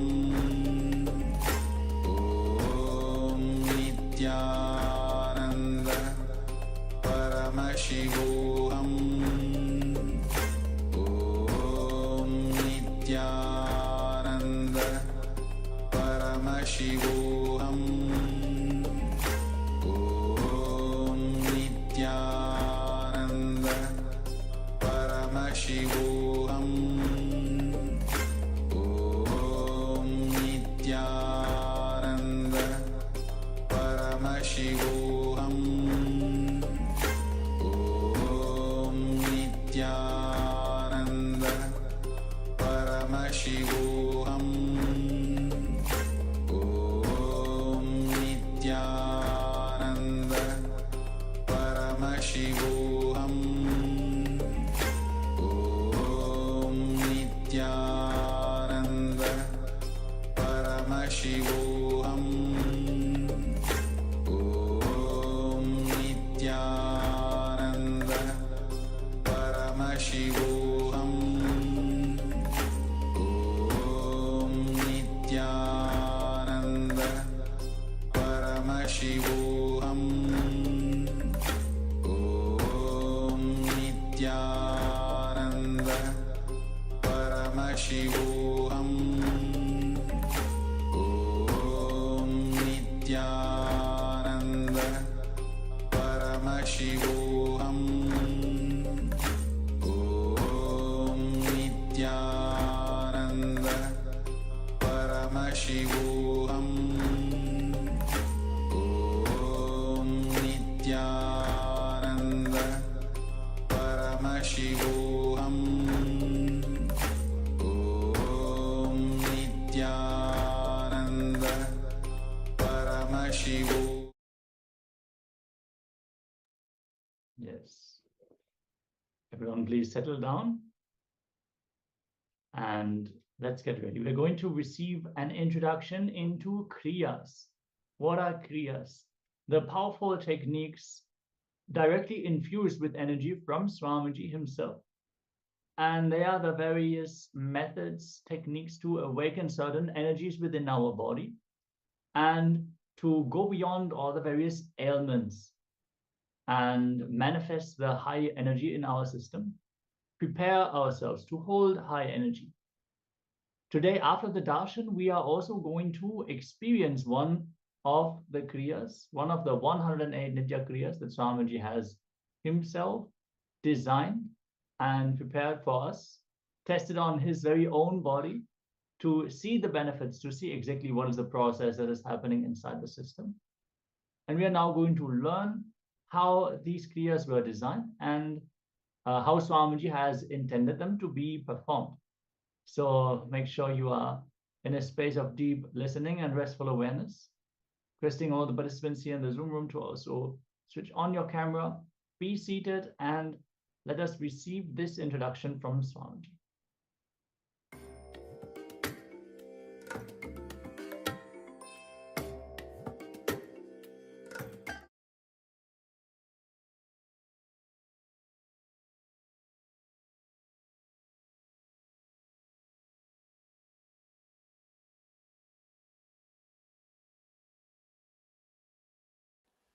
See, Kriya means action of awakening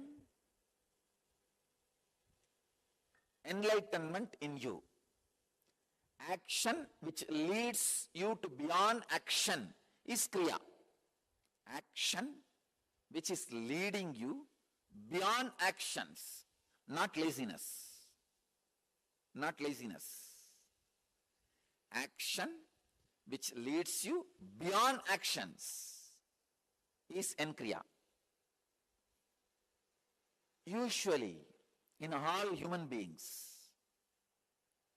because you are trained so strongly towards the outer world, you constantly look towards the outer world,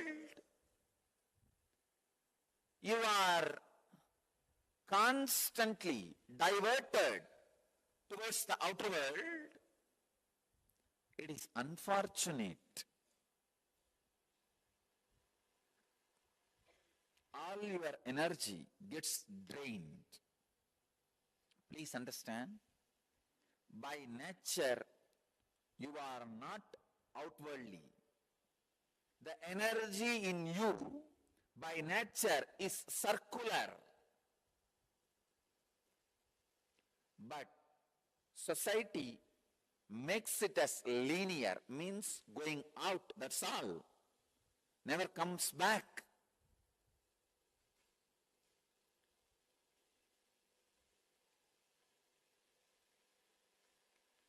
Some of the scriptures say, all five senses are extrovert. With all my humbleness, I differ. I wanted all of you to know. I am telling you from my very personal experience, your senses are not outwardly. It is not created only to function towards outer world. No. Society teaches you only that dimension. It never teaches you the dimension of looking in, turning in. 80% of your energy goes out just through the eyes. I can tell you, if you just close your eyes whenever you don't need to see, that is enough. Your Kundalini energy will be awakened. For example, if you are going in a vehicle somewhere, your driver is driving. You don't need to keep your eyes open. Of course, if you are driving, you need to keep open. That is different. If your driver is driving, why should you keep your eyes open continuously and watching the same scenes? No need. Close your eyes. Whenever not required, shut your eyes. Whenever not required, shut your mouth. Yogasya pradhamam dwaram vangnirodhaha. The first step for yoga is cessation of words. Infuse silence.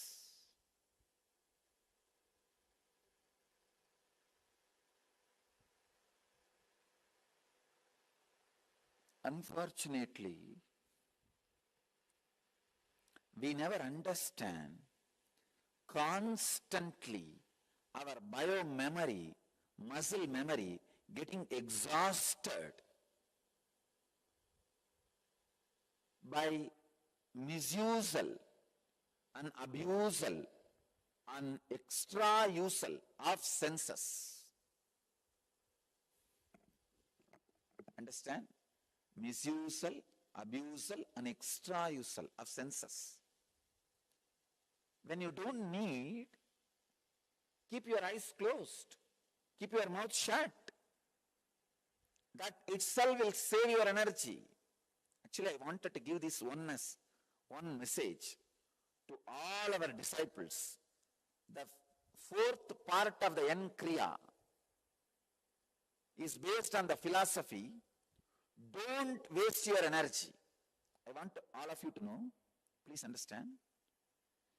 Use all your energy either to create inner wealth or outer wealth. Don't waste.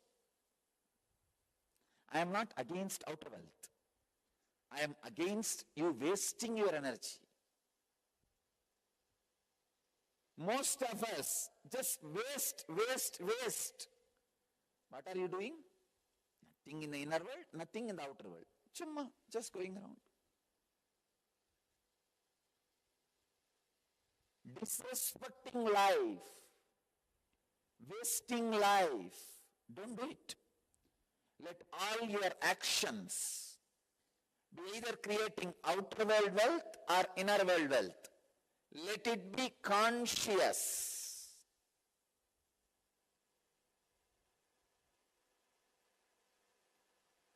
The energy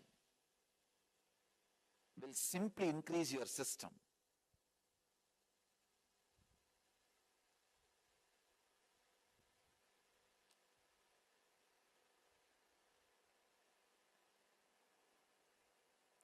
All your actions and reactions be concentrated effort either to create outer world wealth or inner world wealth. Let there not be any waste of energy. Let there not be abusal of life.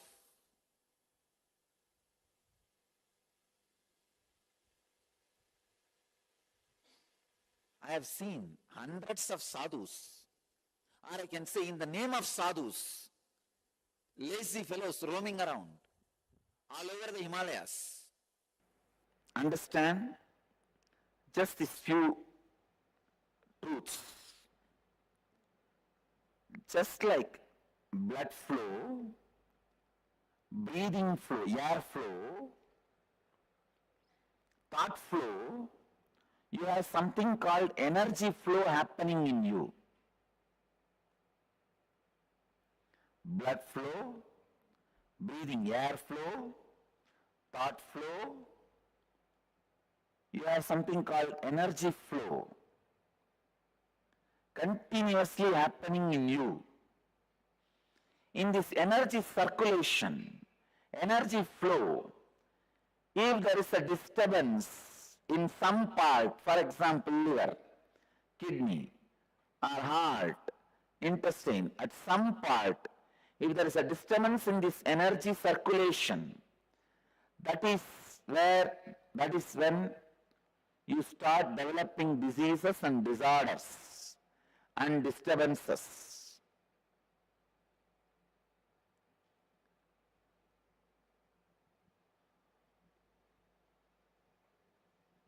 Disease, disorders, disturbances expresses itself in different ways. Now, if your body is put in certain position, that energy blockages get removed. The energy circulation, that system, that plumbing gets properly aligned. The wiring gets properly aligned. After that, the kumbhaka starts pumping the energy into that circuit. See, putting your body in certain asana makes the circuit blockage free. The circuit becomes perfect. But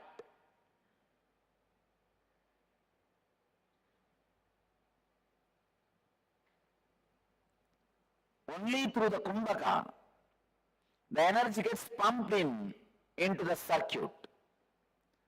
This is exactly the principle on which Kriya works. Even for few seconds, if the energy circuit route is aligned and energy is pumped, you are out of the disease. You are out of the disorder. You are free.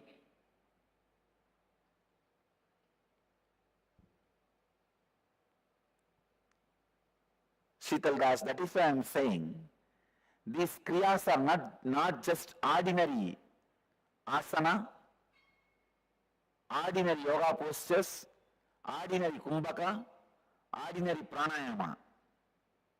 It is like two different chemicals. Separately, if you take, it may take 10 years for you to cure the disease. But mixed properly in a certain combination, it removes the disease in 2 days, in one dosage. I can say these kriyas are my unique contributions to the world. The kriyas have 7 ingredients. 1, yoga. 2nd, Kumbhaka, pranayamas. Third, visualizations. Fourth, verbalization means chanting of some mantra internally. See, internally when you create the sound, it's called mantra. Externally when you listen, it's called chanting. So, mantra, internal verbalization. Then fifth, chanting, external, the sound you are hearing. And sixth, now I am adding karanas, the different Shivadandava karanas. Seventh, I am adding the recent discoveries of modern day gymming and weightlifting. So all these seven put together, I work on your body and mind, creating yogic body and Vedic mind. Body,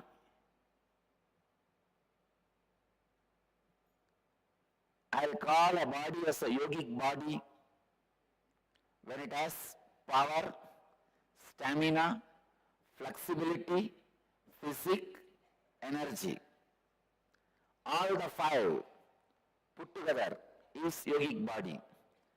I am using all the seven ingredients to create yogic body for you. And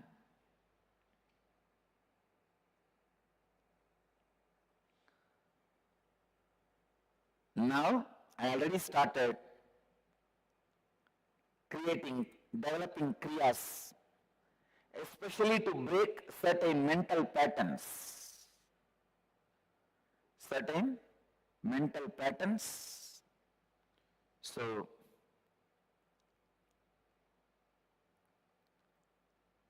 all of you can have the benefit of this kriyas for curing the physical diseases and kriyas for healing the mental disorders.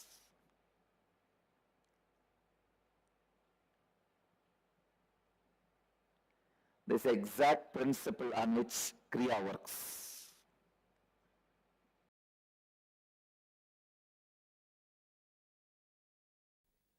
Kriya is neither technique nor non-doing or Upanishad. It is all three put together and something more. See, spiritual working are three ways. One, doing, technique. Blow the right nose, left nose, so many things, technique. And non-doing techniques, just sitting in unclutched way. Third, Upanishad, neither doing nor non-doing, master's presence is working. Kriya is all three put together. Here you are doing, you are also made to sit in non-doing, and master's presence is also working. That is why I am saying Kriya is Dhyana, Nirvikalpa, Upanishad, all three put together.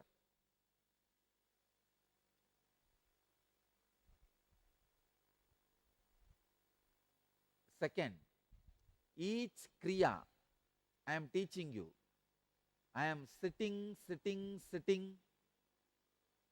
and using the whole enlightened consciousness, using my own body as guinea pig, I am practicing and bringing it to you. Please understand. During my illegal imprisonment days, I have picked up this whole knowledge of Hatha Yoga and started doing conscious scanning. Now, I am making that whole knowledge into practical bits and pieces, making it available to you every day as one Kriya. Actually, I myself sitting and doing every step in the room. Not only consciously scanning, I am consciously practicing also and seeing all the effects and side effects.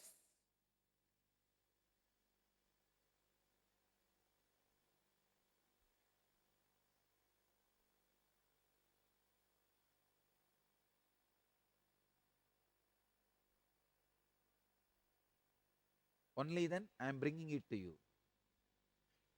One, if you practice this Kriya just physically, without my presence or without having a feeling connection, it will work like a technique, a very powerful technique. It will heal you physically immediately. But if you are doing it in my presence, with a strong feeling connection and all, this Kriyas not only heal those disorders, it awakens your Kundalini, your very cell is taught to be immortal. The lesson of Nityatva, immortality, is awakened in every cell of you. So please understand, it's a very powerful spiritual process. I am making it very clear to all of you. Now, whatever I am teaching is from authentic yogic literatures. Now, these asanas, kriyas, pranayamas, mudras, bandhas, all are from authentic yogic literature. That is why I am giving you exact verses. I can give you the source of the verse also. Today, the asana I am going to teach is from Garanda Samhita, Upadesha 2, verse 39.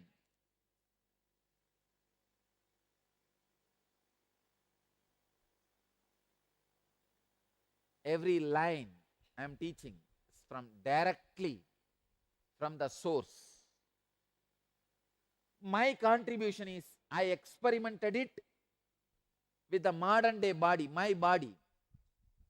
Whatever is working on whatever part, see which asana is working which part, which pranayama is doing which healing, which bandha is working on which organ. I have done all these experiment, research and development on my system using my body as guinea pig. And from my experience, I am sharing it with you all. This is my contribution. Otherwise, knowledge is time-tested, foolproof, from source. All you guys, my disciples, go around with a lot of pride saying, I follow the tradition from the original source. Bottled at source in its pristine purity.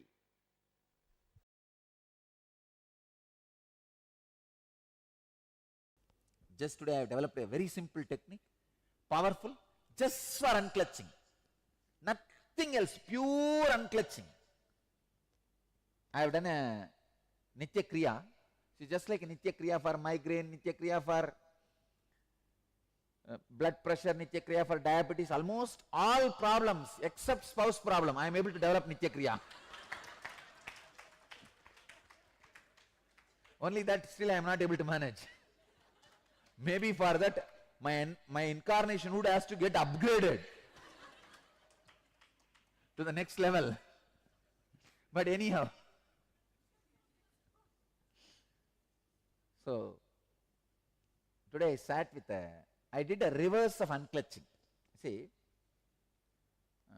got into the extreme of clutching and did the reverse calculation of unclutching and what nerves need to be loosened, what part of the body needs to be tightened. That whole formula I studied and created a very simple kriya for the unclutching.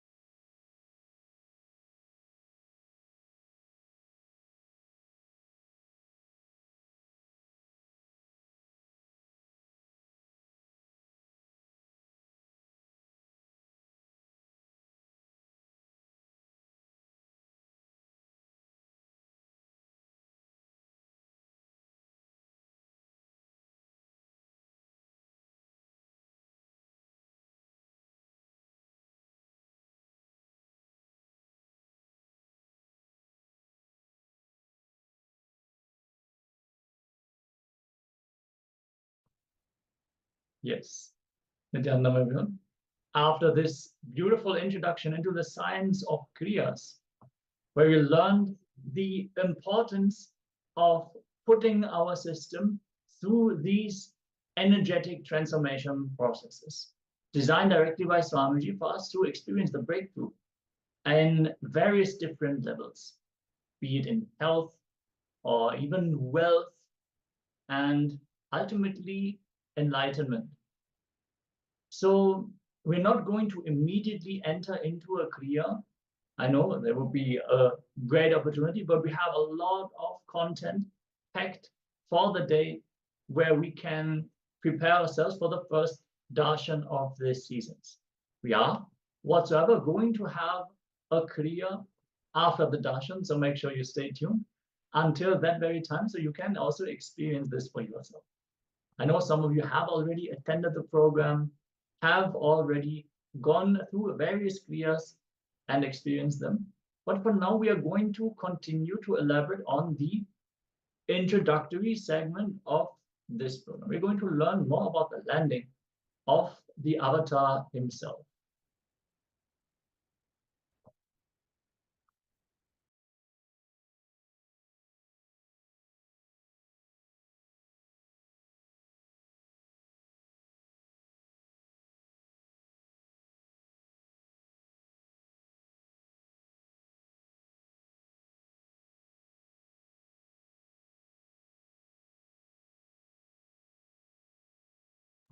Yes, the descent, the landing of the avatar.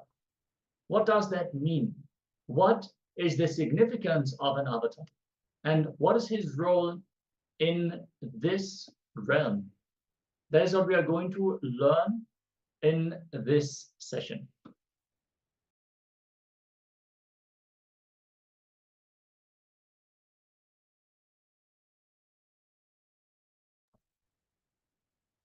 Yes. So first understand the divine can land in a physical body. And second, it is a science.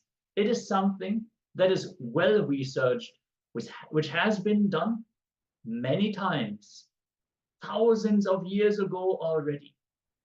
Nowadays, you might not be so aware of it in your day-to-day life, based on the social structures and the very goals of countries.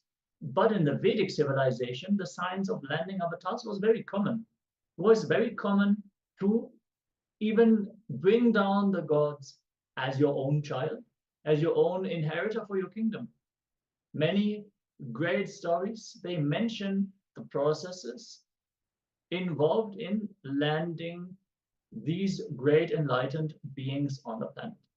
So Avatara Shastra is literally a book that was released by Swamiji about the Great Descent. So the answer to the great why of you coming to this planet Earth. You come to this planet Earth to have the superconscious breakthrough. It is mentioned in the scriptures as? Yeah. So it is mentioned in the scriptures also.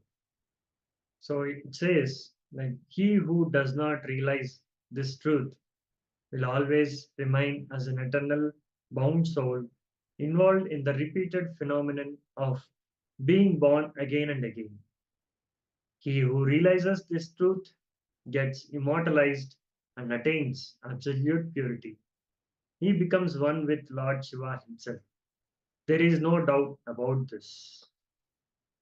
Yeah, this is from the Savanyota Agama, chapter 2, verse 17, where Shiva himself is giving this great science to his son Subramanya, which is literally the favorite deity of the Tamil people. And he is embodying all the different sciences, the Aushadha science of how to prepare the energy medicines, science of yantras, and so many different powers are being expressed through this science. So to preserve all this, literally he landed as a disciple to his own son, and then he revealed the ultimate teachings, the ultimate understandings about the cosmos, based on this new age and how everything can be preserved. Yes, so in this session, we are going to learn about what is superconscious breakthrough and why an embodied avatar. So foretelling of the happening of the ultimate manifestation of the Paramashiva, the Supreme Pontiff of Hinduism, Bhagavan Sri Nithyananda Paramashivoham, and the signs of incarnation, his incarnation, and attributes of this ultimate manifestation of Paramashiva, the Supreme Pontiff of Hinduism, and the scientific studies done on the Supreme Pontiff of Hinduism and his initiated disciples. So when is the need for a superconscious breakthrough?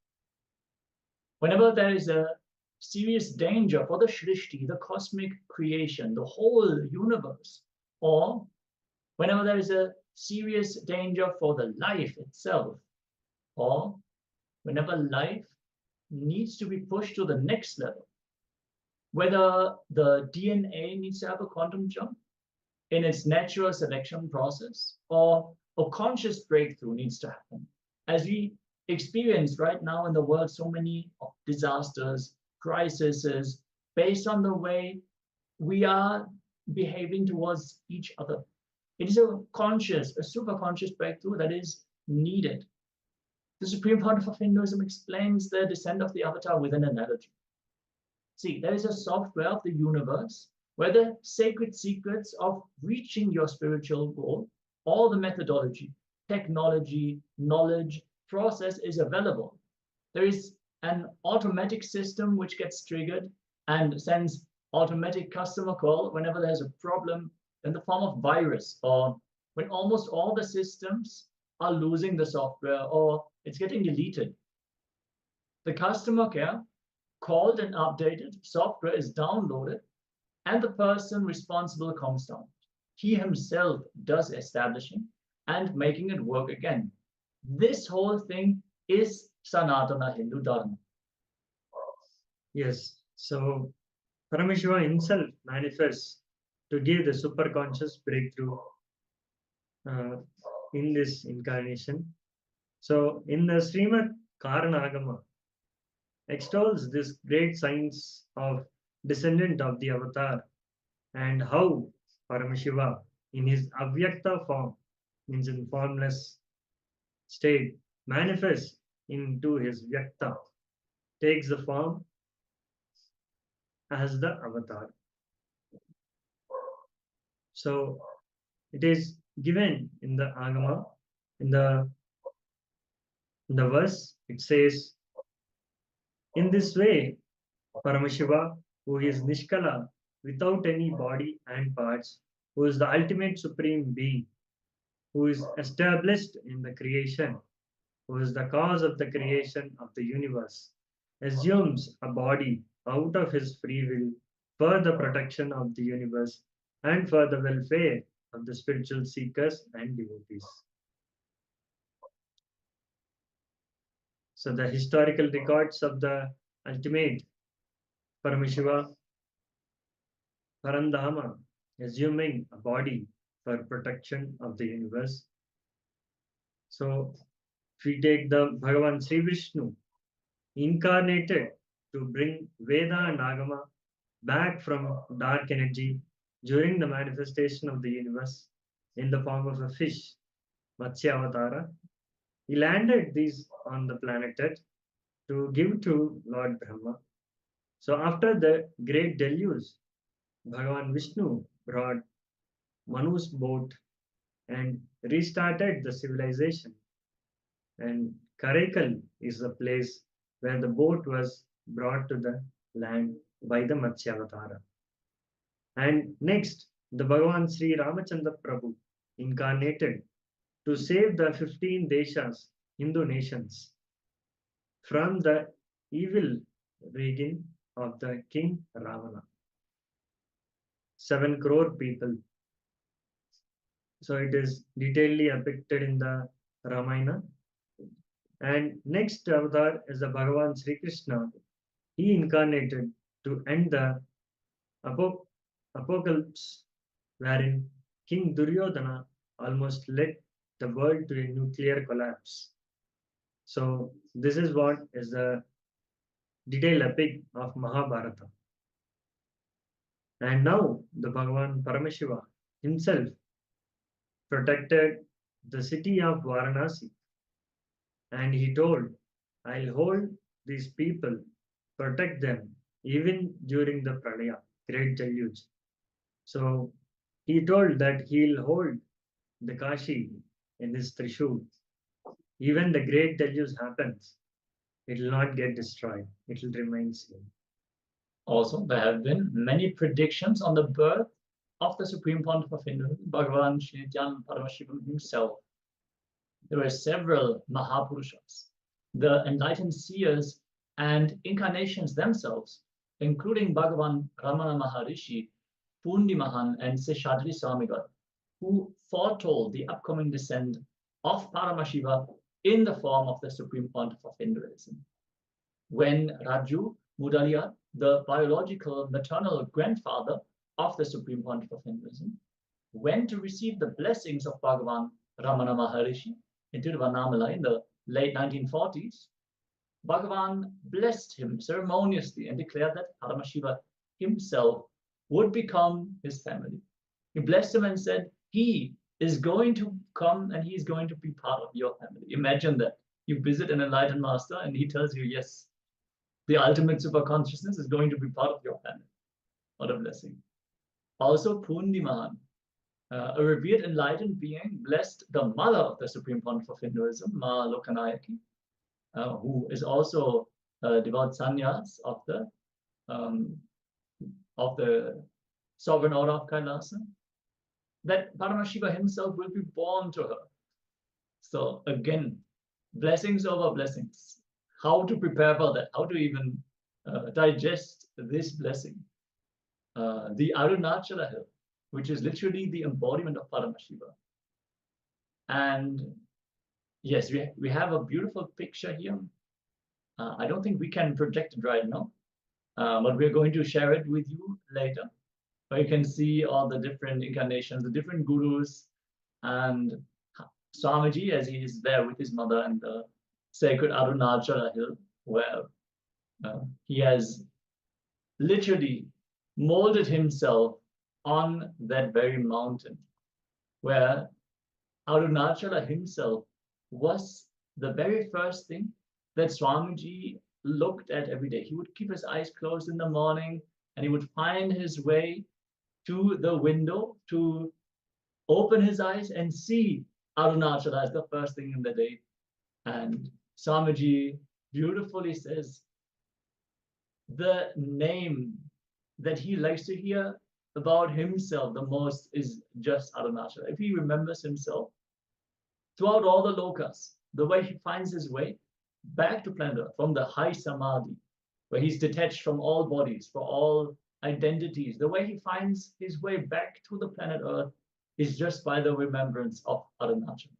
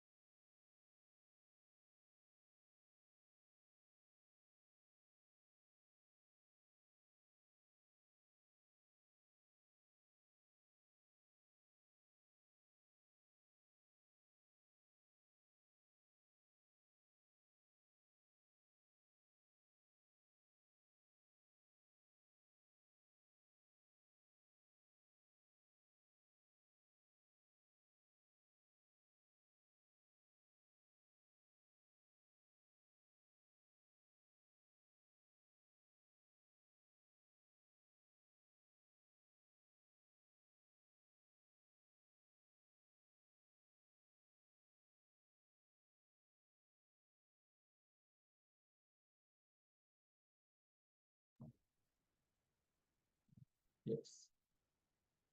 So the next chapter, which we are going to cover, is very important to understand. See, this whole mission of KAILASA is necessary only due to the Hindu Holocaust, which itself triggered the descent of superconsciousness.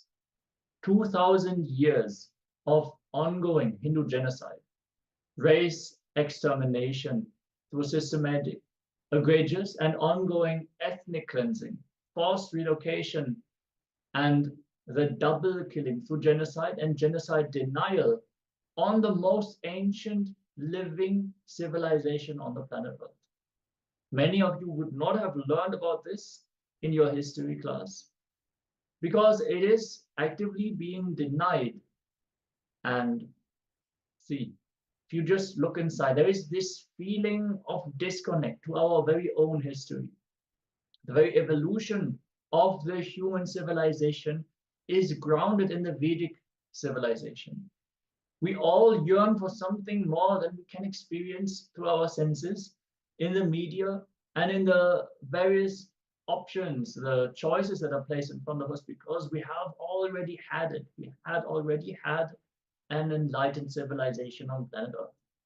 So even though it is denied by the historians and untold by its victimized survivors, the Hindu genocide is one of the most atrocious crimes against humanity in all of world history. Hindus have time and time again suffered religious persecution in the form of forceful conversions, massacres, demolition, and desecration of temples, which is still going on even till date, forced displacement, forced to move to different countries, different locations, and leave their motherland and their sacred temples behind. The destruction of property, incitement to hate against Hindus. Many of you would have experienced this prejudice against the Hindu tradition as being something lowly. You would have heard this. You look in, you know it is the truth. And if you actually look into the teachings of Swamiji, you understand the grandeur that this tradition has, the great possibilities and powers that can be awakened through practicing authentic Hinduism. So much of torture, murder, sexual violence, destruction of universities and schools, crimes against women and children. It is the darkest time that humanity has faced.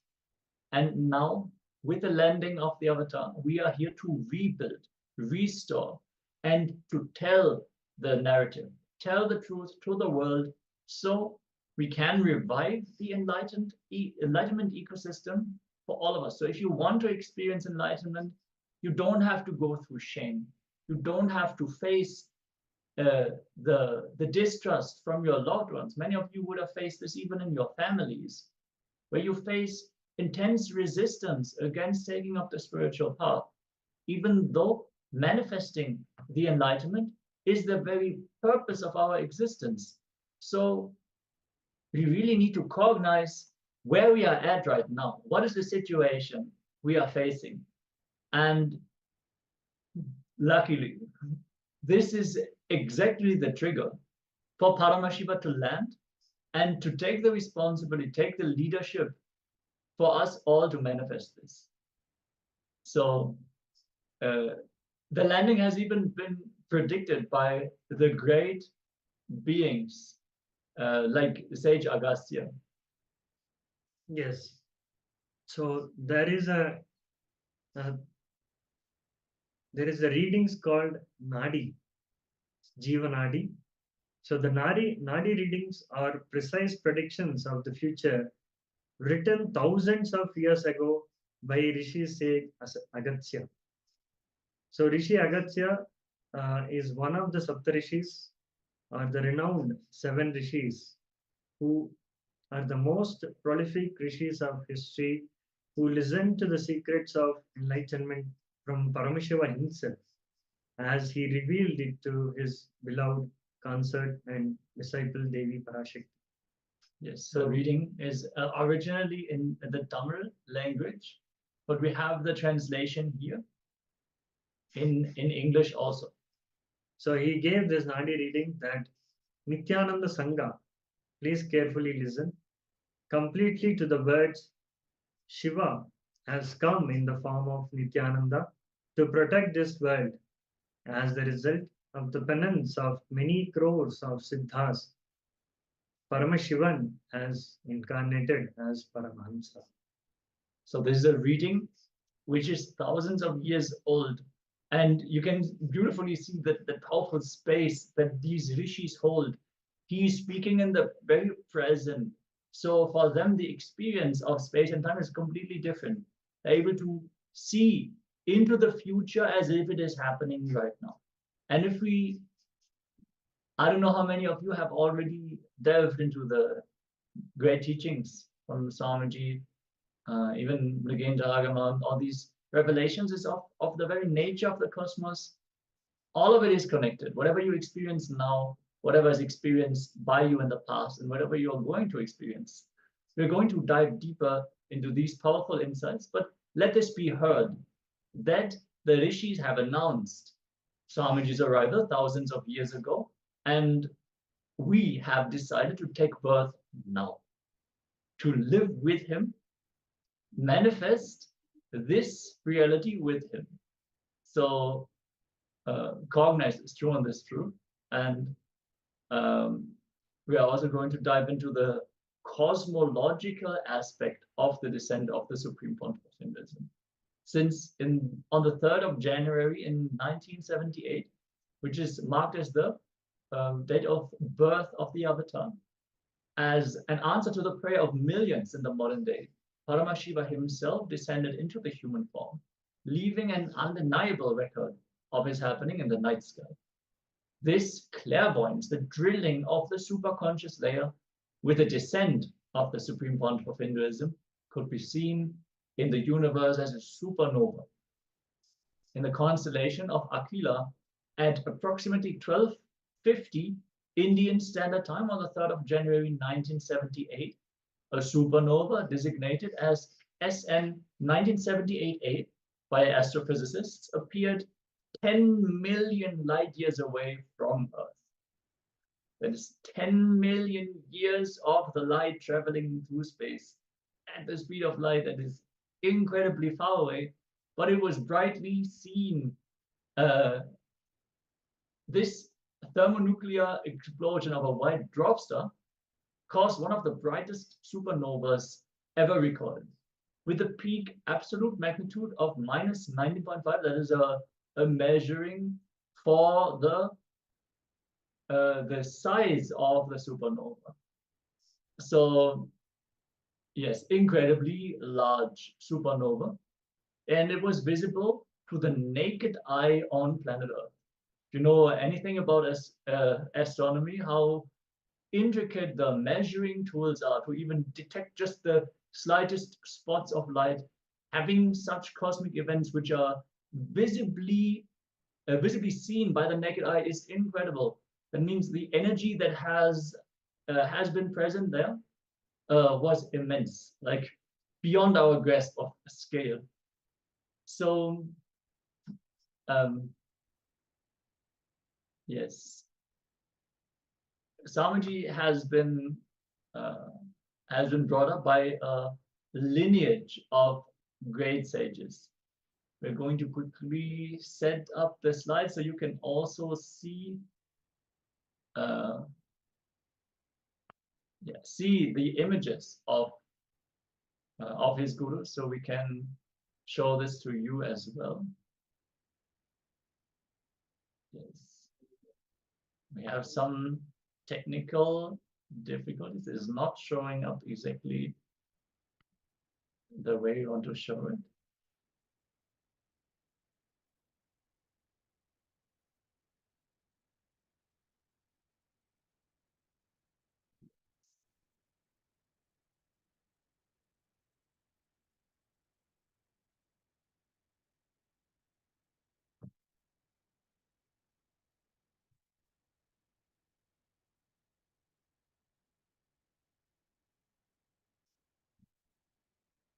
Yes. So just know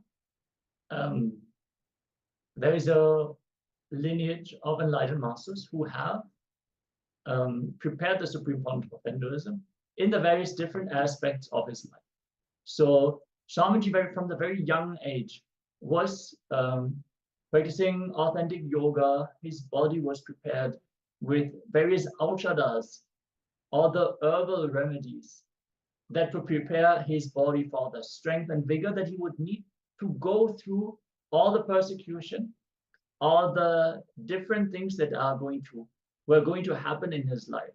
So he not only learned the sciences, the different scriptures, he learned about the different means of worship, how to, for example, offer the Sri Vidya Puja, which is significant right now because we are just entering into the time of Devi, of her landing. Navaratri is just commencing on this very day. Swamiji himself says, "I myself a Shakta." So he manifested the ultimate experience only through the worship of the divine as a mother.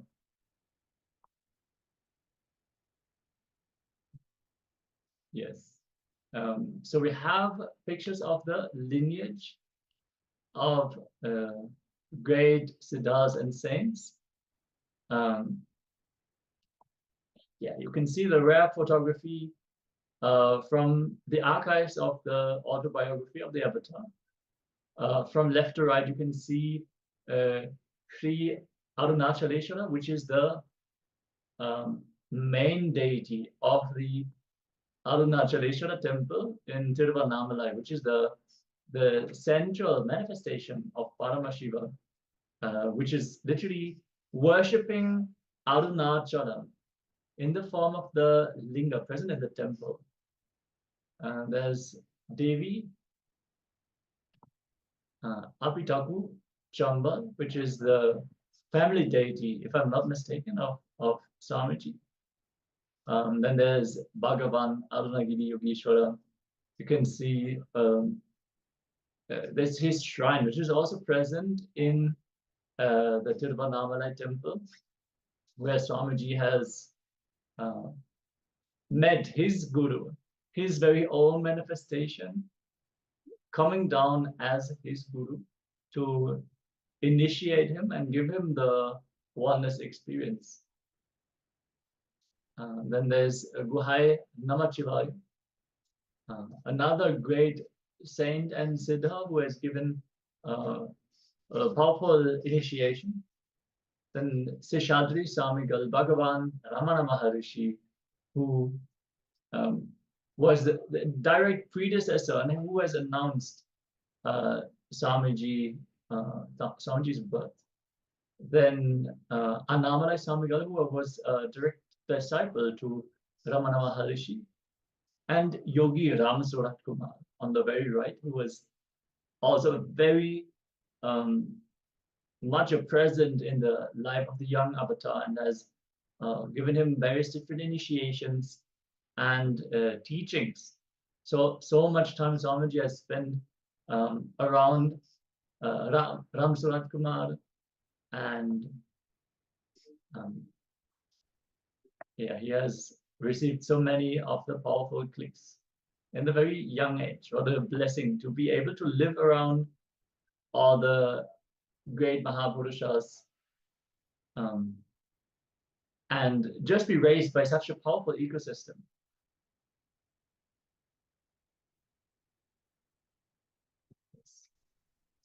So there is a success, there is a lineage of over 12,000 years.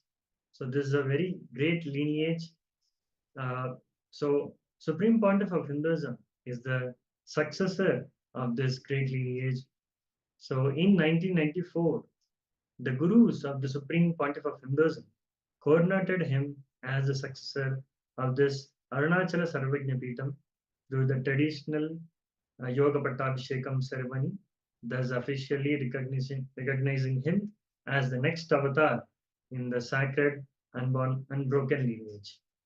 Yes, as a matter of fact, Swamiji is inheritor of more than 21 powerful kingdoms, the ancient lineages of Hinduism, and he's maintaining them.